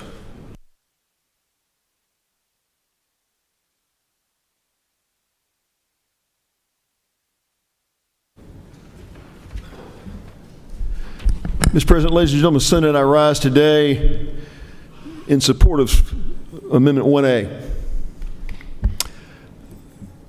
I think throughout this process, there was an expectation that there'd be bipartisan representation on whatever committee is established to pick election technology. But I can tell you, putting it in statute gives us that certainty and sends the message to citizens of Georgia that this is a fair process, that should there be Republican leadership or otherwise, something we can be very proud of. I was, in the 2018 session, had a bill to bring about a next step for election technology in Georgia that the Dean of the House, Calvin Smyre, was a co-sponsor of mine on. We worked very hard in my Science and Technology Committee in 2017 in the House to really analyze the technology before anyone had ever heard the name of, heard the name of a company called Dominion Voting Systems or Hard InterCivic or others. We were trying to do our homework so that we could, in a deliberate and thoughtful way, go about the process of picking the best technology for Georgia, but that would also guarantee a hard copy paper ballot at the end that could be counted. What broke my heart late in that session was that this bipartisan effort I had been leading, I was approached a couple days before crossover and was told that the minority party couldn't be with me anymore. That we couldn't come together on election technology, that there were national interests that just wouldn't let that happen. And the bipartisan coalition I was trying to build had fallen apart on me a couple days before crossover. I believed in it then and I believe in it now. I believe that the leadership of the state's going to pick a technology that works for all Georgians. I believe that all perspectives are meaningful in making this decision. And I think it's a very, very small step to say, give certainty to Georgians that Senate Bill 1A, that you have both Republican and Democrat representation on this committee that will select the technology, be present. Only thing I would ask to my friend, the senator from the 22nd, who offered the amendment, it's signed by the senator from the 22nd, the senator from the 41st. I would have loved to have been offered the opportunity to be on this amendment, which I shall join with my green vote, but it's a small step, friends, that gives us certainty, and I would ask your support on Amendment 1A, so that Georgians have confidence this is an open, bipartisan process of selecting the technology so that they, the citizens, can select our leaders. With that, Mr. President, I yield the will. Recognize the senator from the 14th.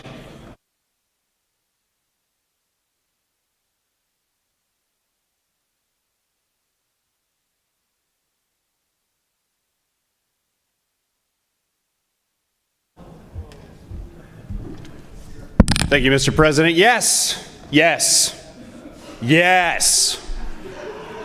Any way you slice it, yes. Is it pink? Yes. Is it yellow? Yes. Unfortunately, we are here because we have failed to do our jobs as the state Senate and the state House over and over again. Now, of course, Democrats are not in control, but I say we, charitably.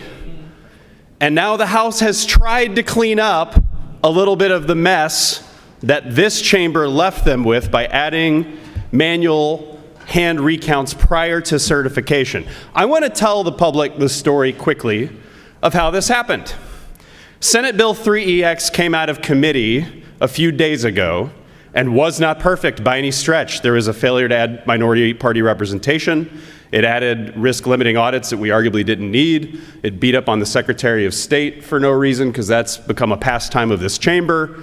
And yet, I was thinking about voting yes, and the reason is that Georgia and the United States of America writ large desperately needs adults right now. The QR code deadline of July 1st, if this chamber did not fix this issue, was threatening to send us to court.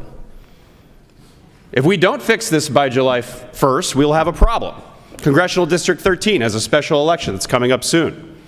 Obviously, we have November elections. I will be participating in those. But we have tons of races that would be thrown into question. The timing, the electorate, the turnout, total chaos and uncertainty if this were to go to litigation. So that's why many election experts, the real ones, and lots of interested parties have just begged the House and the Senate to do something. Just pass a fix. Kick out the QR code deadline. We'll talk about hand-marked paper ballots later. But right now, we just need to handle the impending legal crisis that is on our hands. And folks, whether you vote for the yellow version, which my caucus has proposed, which I think is really good policy, all things considered, or whether you vote for the pink version, which reverts back to the House version as passed, I urge a yes vote. Because it's time to do what we came here to do and not get chopped up by partisan infighting of any kind. Here's what happened. Friday of last week, the senator from the 27th was whipping votes within the Republican caucus against this bill. The senator from the 27th was trying to get the majority party not to fix this problem because he wants it to go to court. He wants there to be uncertainty. He wants people not to trust the results of validly held elections. And there were election deniers in the hallway on Saturday who were urging a no vote on this bill. Sometimes you know where you stand by who's against something. And in that case, you had somebody who has profited from election denier lies politically and has now gotten nominated on the basis of them, plus election deniers in the hallway who are all saying the same thing: don't fix the problem. So that bill got out of here a little clunky on Saturday. The House, obviously thrilled with the Senate's progress, did what they could to limit the amount of election denier damage to the bill. But dear God, we have to fix this problem. And today, I genuinely don't care if you are a Democrat or if you are a Republican. This is so much bigger than partisanship. And that's not always true. I think sometimes our party affiliations are useful for signaling which values are at stake in a policy debate or discussion, but not today. Today, the people of Georgia need us to create a landscape for Georgia election law that is predictable and consistent and fair. And let me tell you something really funny about this bill. The pink version on line 70, from line 70 to line 75, do you know what it says? The House version says that no election is allowed to have a result where the first place finisher gets more than 0.5% more than the second place finisher. It bans election results that aren't within 0.5%. That's literally what it says. But this is not Legislative Council's fault, because they were put in an impossible position, which was to fix our problem and to be the adult on about a 5-minute time frame. Legislative Council worked their butt off on this, did the very best they could. The whole building, we're all here. The troopers in the hallway, the staff, everybody's here over Father's Day weekend, Juneteenth weekend, to try to clean up our mistakes because we can't get it together to do the obvious thing to make sure that Georgia law stays consistent when we need it to the most. But I'm voting yes for a version that has a clerical error in it that bans election results, basically every election result. And the reason I'm voting for it is because I have confidence that the Supreme Court would strike down that provision as absurd, and it would not interfere with the normal operation of the bill. But folks, that's the position we're left in, is that to be the adult in the room on this vote, you have to look past Circus A, Circus B, and do the right thing for Georgia. And I'll defend this vote till the day I die. We have to stop election denial in the state of Georgia. We have to stop Trump's lies. And the way to do that today is to vote for the operation of good government. I urge a yes vote. Thank you very much, colleagues.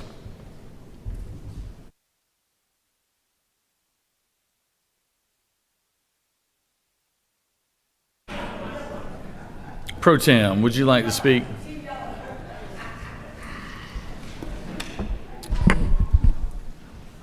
Good morning. I appreciate the senator from the 14th agreeing to support this bill. We have worked tirelessly on this. Chairman, the senator from the 23rd has been a leader on this issue for the Senate.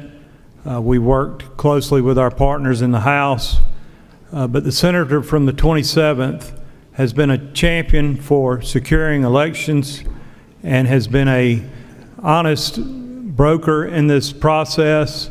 His concern is that we get this right for all Georgians, and he has worked closely with our caucus. He's very knowledgeable on the issues, and we've had some robust debates in our caucus.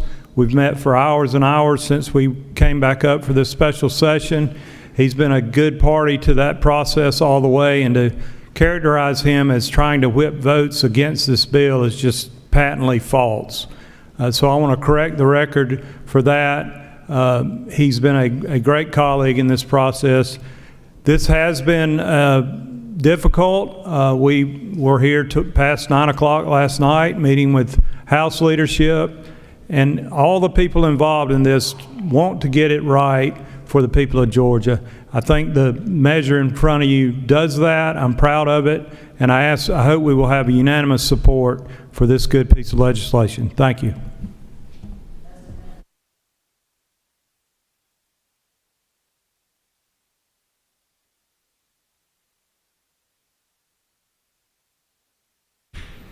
Does any other senator wish to speak for or against the measure? So, question is on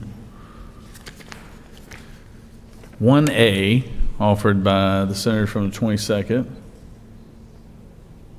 1A, is there objection to 1A? No objection? It's adopted. You know, you could have just asked me. I mean, I would have put somebody on there. No, it's a committee on assignments. You could have just asked me. I would have said, yeah, sure. We would put Howard on there if y'all wanted to. I mean, you know.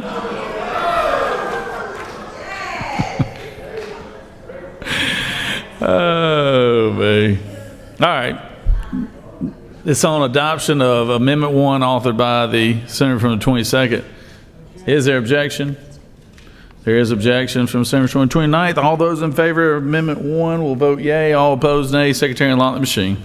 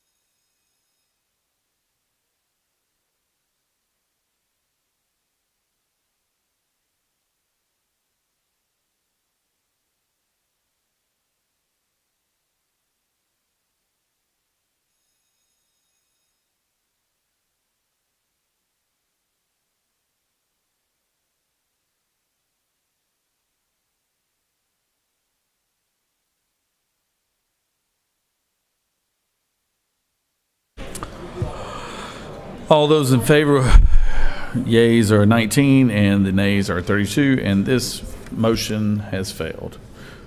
Recognize Senator from the 23rd.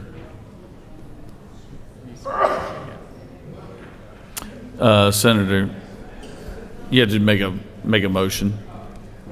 You have to move that you agree to the House substitute. Thank you, Mr. President. I move that we agree to the House substitute, SB 3EX. All right. Recognize Senator from 23rd.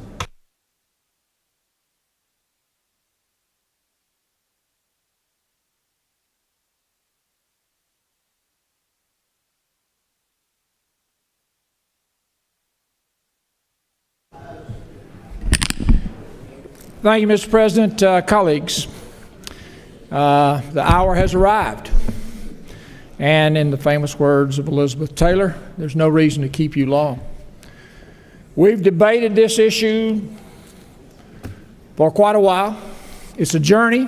You know the journey. It's messy. That's the way tough challenges are. I am delighted that the senator from the 14th can support the pink version of Senate Bill 3EX. Let's quickly walk through the journey and let's quickly walk through the changes just for clarification. We proposed Senate Bill 3EX and it went to committee on Thursday. We had robust debate. We had opportunity to make adjustments to that. The committee chose not to. It came to the floor on Saturday morning and it was voted out 33-19. It went to the House.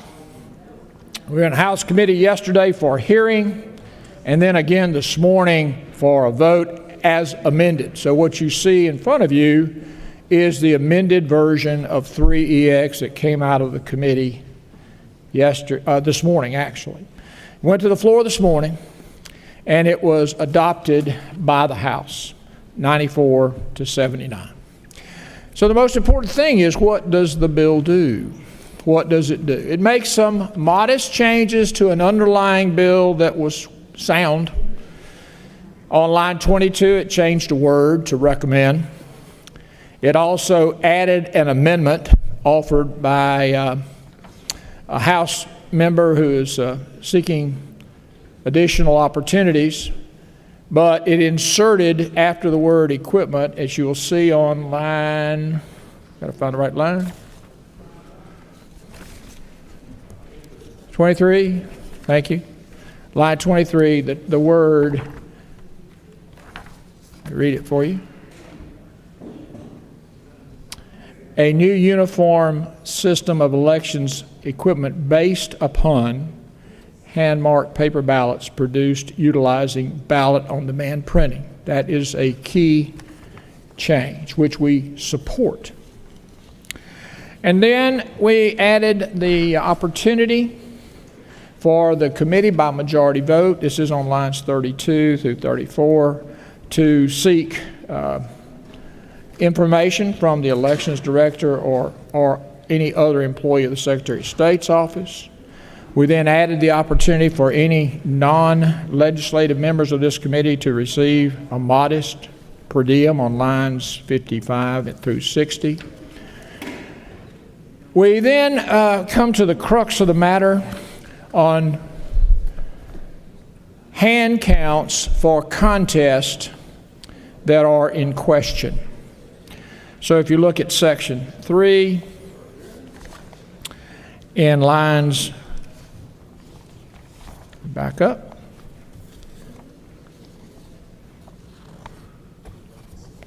section 2,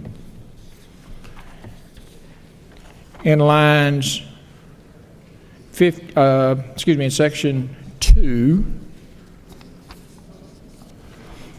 in lines 70 through 77, it determines that notwithstanding provisions of this subsection to the contrary, any qualified contest that appears first or second on the ballot with a difference between the number of votes of the candidate declared or elected office, the contest must be more than 1/2 of 1%. So anything falling in less than 1/2 of 1%, there would be triggered an automatic hand count to verify the election. That's a key provision that the House recommended and that we can accept. It ensures that every race at the top of the ticket, governor, lieutenant governor, if they are close, we will do a physical hand count to resolve any differences. And it says in line 77, the Secretary of State shall direct that a manual recount of ballots be cast. If the recount does not confirm the tabulation by the machine, then we reference the code section 21-2-493 to resolve that. Finally, the risk limiting audit section is number 3, section 3. It expands the use of risk limiting audits. It allows us to ensure that our elections are safe and secure. When I get challenged by my constituents about legislation and about priorities and about the challenges that we face, I always give them a math lesson. And I ask them a very simple question, and that question is, what is 91 plus 29 plus 1? What is 91 plus 29 plus 1? It means it's law. The House needed 91 votes to pass this legislation. They received 94. It is now up to the Senate to accept the recommendations of the House and adopt this legislation and pass it with a majority of members present. It has to be 29 or more. I want to thank our leadership in the Senate, our leadership in the House. They have worked diligently to bring you a measure that ensures that Georgia moves forward, that our elections are safe and secure, that we are prepared for not only 2026 elections, but also for 27 and 28 and beyond. I hear the minority party suggesting that they are somehow excluded. That is not true. We have never, in my tenure here of 6 years, had a lieutenant governor or a committee on assignments appoint a non-bipartisan study committee. Not once. And as you heard from the lieutenant governor a little earlier, if they had just asked, he would have certainly assured them of that. I would suggest to you that this is exactly the same posture as the Speaker of the House. We welcome and we look forward to all parties being represented when we go to determine what is in the best interest of Georgia elections in 2027 and 2028. So, colleagues, I ask that you favorably support Senate Bill 3EX. And again, I want to thank my good friend from the 14th for his willingness to be the lead dog for the other party on this issue. Thank you, Mr. President. I yield the well. Senator is yielded. Recognize the senator from the 41st.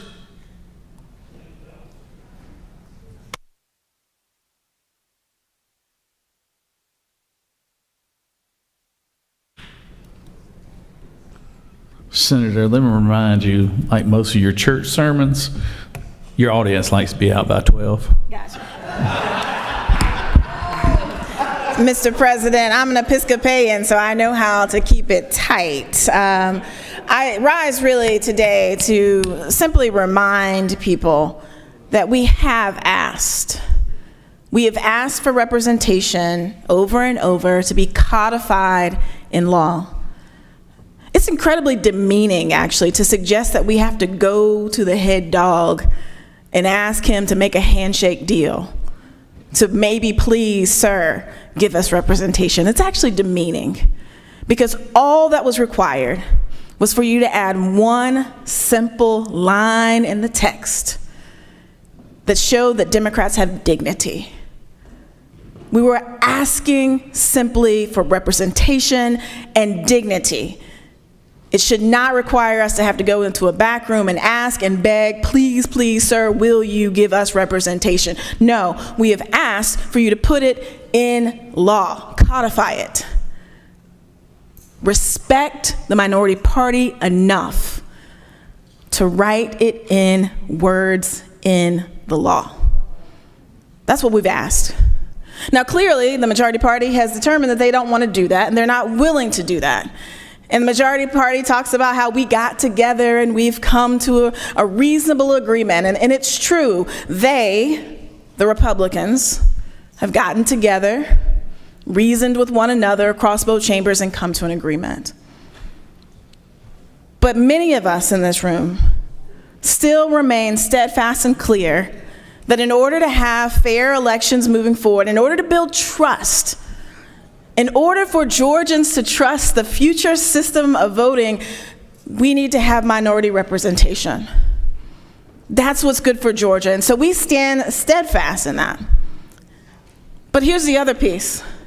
Democrats have time and time again shown our ability and our willingness to be the grown-ups in the room.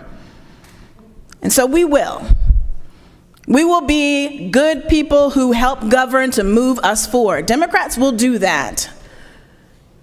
Because fundamentally, we know that protecting our election system as it stands is absolutely essential. But please do not mistake a few yes votes for consent to our indignity. Please do not confuse a few of us who will vote yes to be the grown-ups in the room as saying yes to disrespect.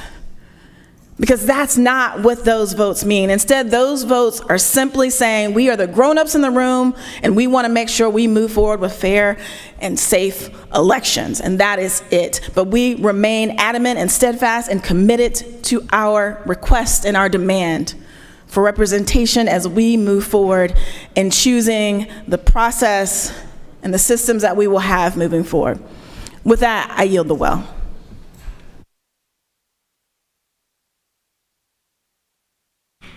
Recognize the senator from the 38th.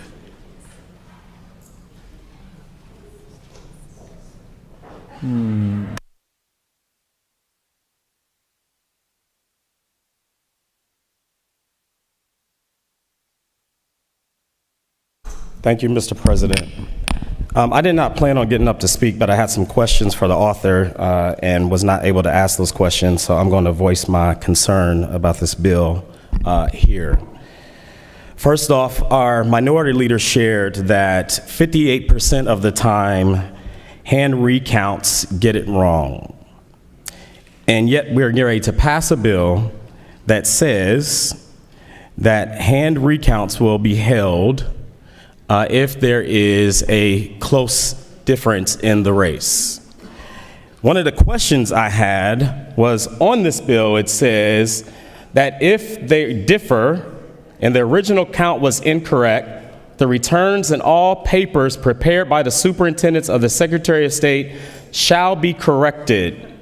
And my question was, what was the section that it's referring to here where it says subsection I of code section 21-2, that's 493, and the results recertified? I would hope, and I would love for the author to speak to that when he closes debate, if he does. Secondly, my colleague from the 27th has been quite quiet during this special session. There is video of him being on record saying, "Machines are more reliable than my hand when it comes to marking something." I would use the logic in my head to say that should also apply to hand recounts. If you're saying that about machines and marking ballots, that same logic should apply when we're recounting by hand and the fact that humans are going to make errors. And now we're being told to vote for a bill that is going to allow that to be the record. And then further concern that I have, and I respect my colleague from the 14th, I don't understand why we're being asked to vote for a bill that has an error and we're being told to trust the courts. People being told to trust the courts who have said, Southern states, have your way. Erase the progress we've made in this country. Disregard reality of people that look like me, that says this country has made great progress. Everything's great. Everything's equal. My colleague from the 9th already shared the disparities that are in our housing. There are disparities in education, disparities in economic outcomes. But yet we should pass a bill that says trust the courts, they'll get it right. Well, I will argue that people are very selective in challenging the outcome of elections. What happens if Keisha Lance Bottoms comes up on top and it's by 0.2%? Trust the courts. I cannot support a bill that we already know has incorrect language in it. And so I will not be part of the few. I am honestly tired of being the adults in the room. What we're asked as Democrats, as the minority caucus, is to be adults in the room. Save democracy. Y'all are in power. Do the right thing by democracy. And so I have concerns with this bill. Hopefully the author will speak to it. I was not able to ask my question, so I decided to come down here, and I just wanted to share those things. And Mr. President, I'll yield the well.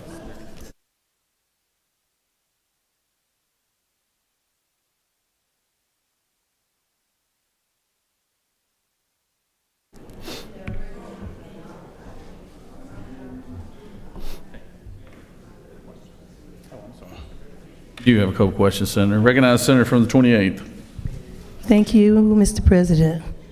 Senator, isn't it true that this is an unfunded mandate if passed?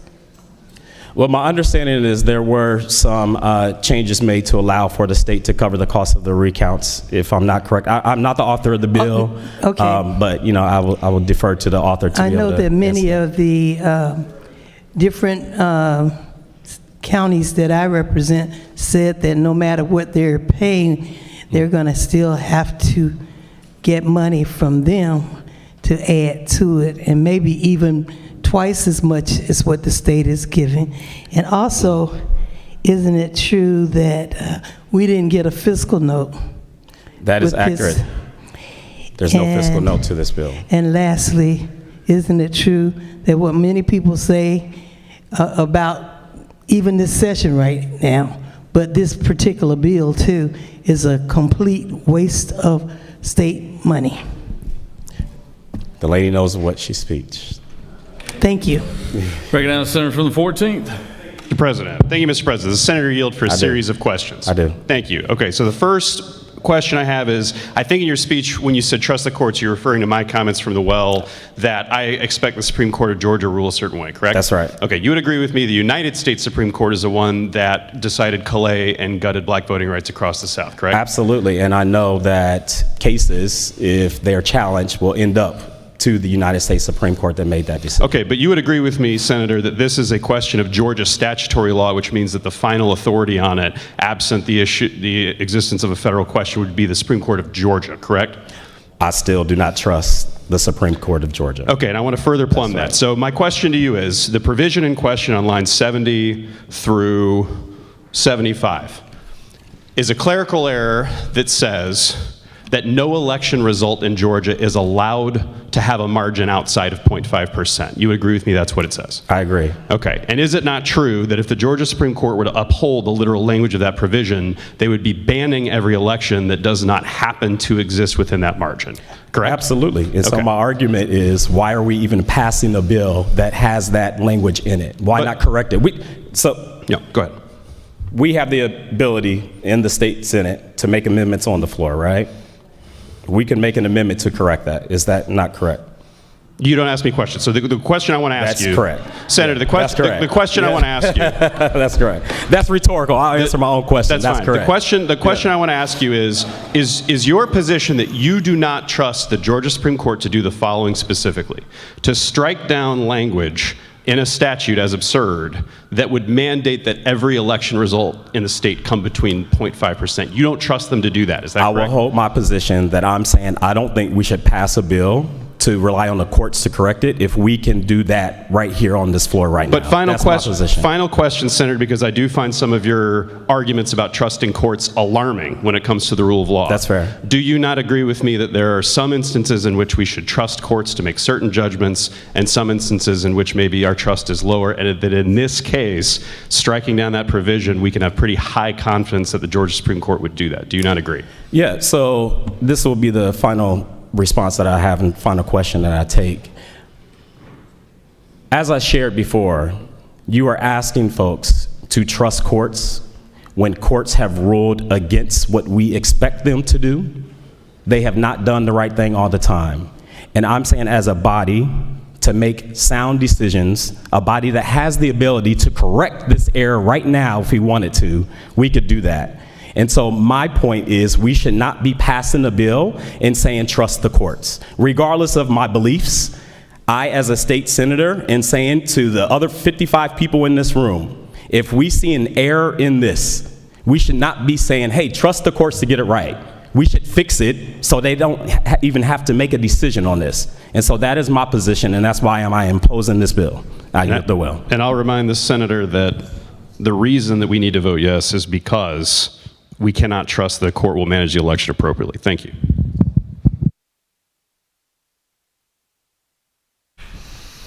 All right.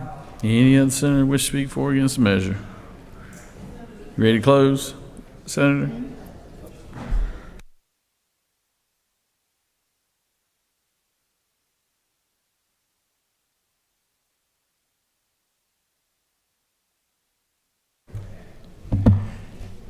Colleagues, we've heard some challenges to the legislation that's drafted, and I call your attention to line 74. I'm going to back up and read the entire paragraph, line 70, notwithstanding any provision or subsection of this code section to the contrary. If any qualified contest that appears as the first or second contest on a ballot, the difference between the number of votes received by a candidate who has been declared elected to an office in such qualified contest and the number of votes received by any other candidate or candidates not declared so elected shall not be more than 1/2 of 1%. This is a simple trigger to ensure that close contests have a manual hand count. This is the initial county certification that triggers a full manual hand count that must be done within 15 days of the election and then certified by the Secretary of State. So, I do not see, I'm not an attorney, I wear that badge with honor. I'm not an attorney, but I listen carefully to attorneys who constantly and continually craft legislation for Georgians. And this legislation was drafted appropriately. It was reviewed multiple times. I don't see a legal challenge that would not allow this legislation to be carried out. So, I don't have a problem with line 74. As it comes to the minority's contention that somehow they're not being included, that is absolutely not true. They have constantly been included in the process of developing the legislation and through the committee process. And as I pointed out earlier, there has not been a single instance in the 6 years that I've been in this body where the minority party did not have representation on a study committee or a committee that provided recommendations to the legislature. So, as we close this discussion, I would remind my colleagues on both sides of the aisle that we must put the people of Georgia first. In order to ensure fair and accurate and consistent elections in 2026, and that's what this bill does, it ensures that elections in 2026 are held in an orderly fashion, in a fair fashion, in a fashion that ensures the outcomes are accurate and that the citizens can have confidence in those outcomes. I urge you to support Senate Bill 3EX, and let's close the loop to give the voters of Georgia the assurance that our elections are fair and secure. I continue to welcome minority party input on all legislation and on all recommendations. With that, Mr. President, I yield the well.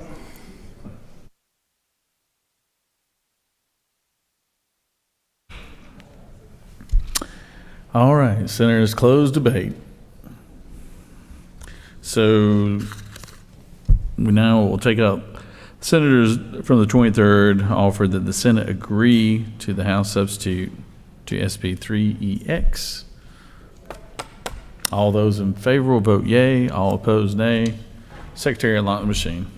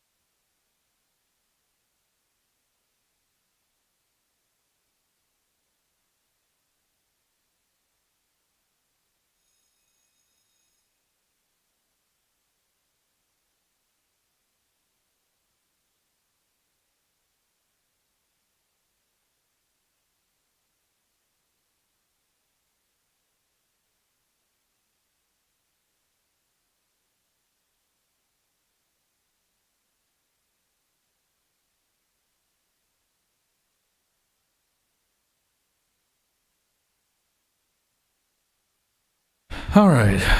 On the agree to the House substitute, the yeas are 36, the nays are 16, and this measure has prevailed. All right, we're going to stand at ease for a second while Secretary does some house cleaning, and then I guess wait on the House's response.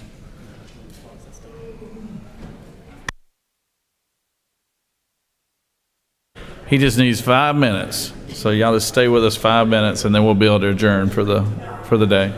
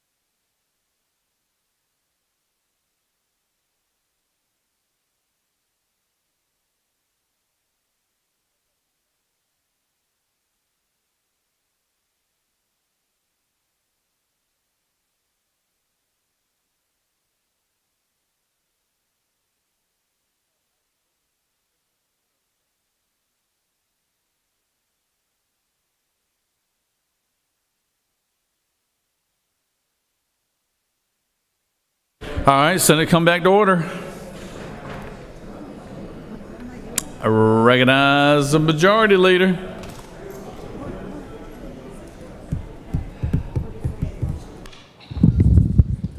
Mr. President, I move that the Senate stand adjourned, sine die.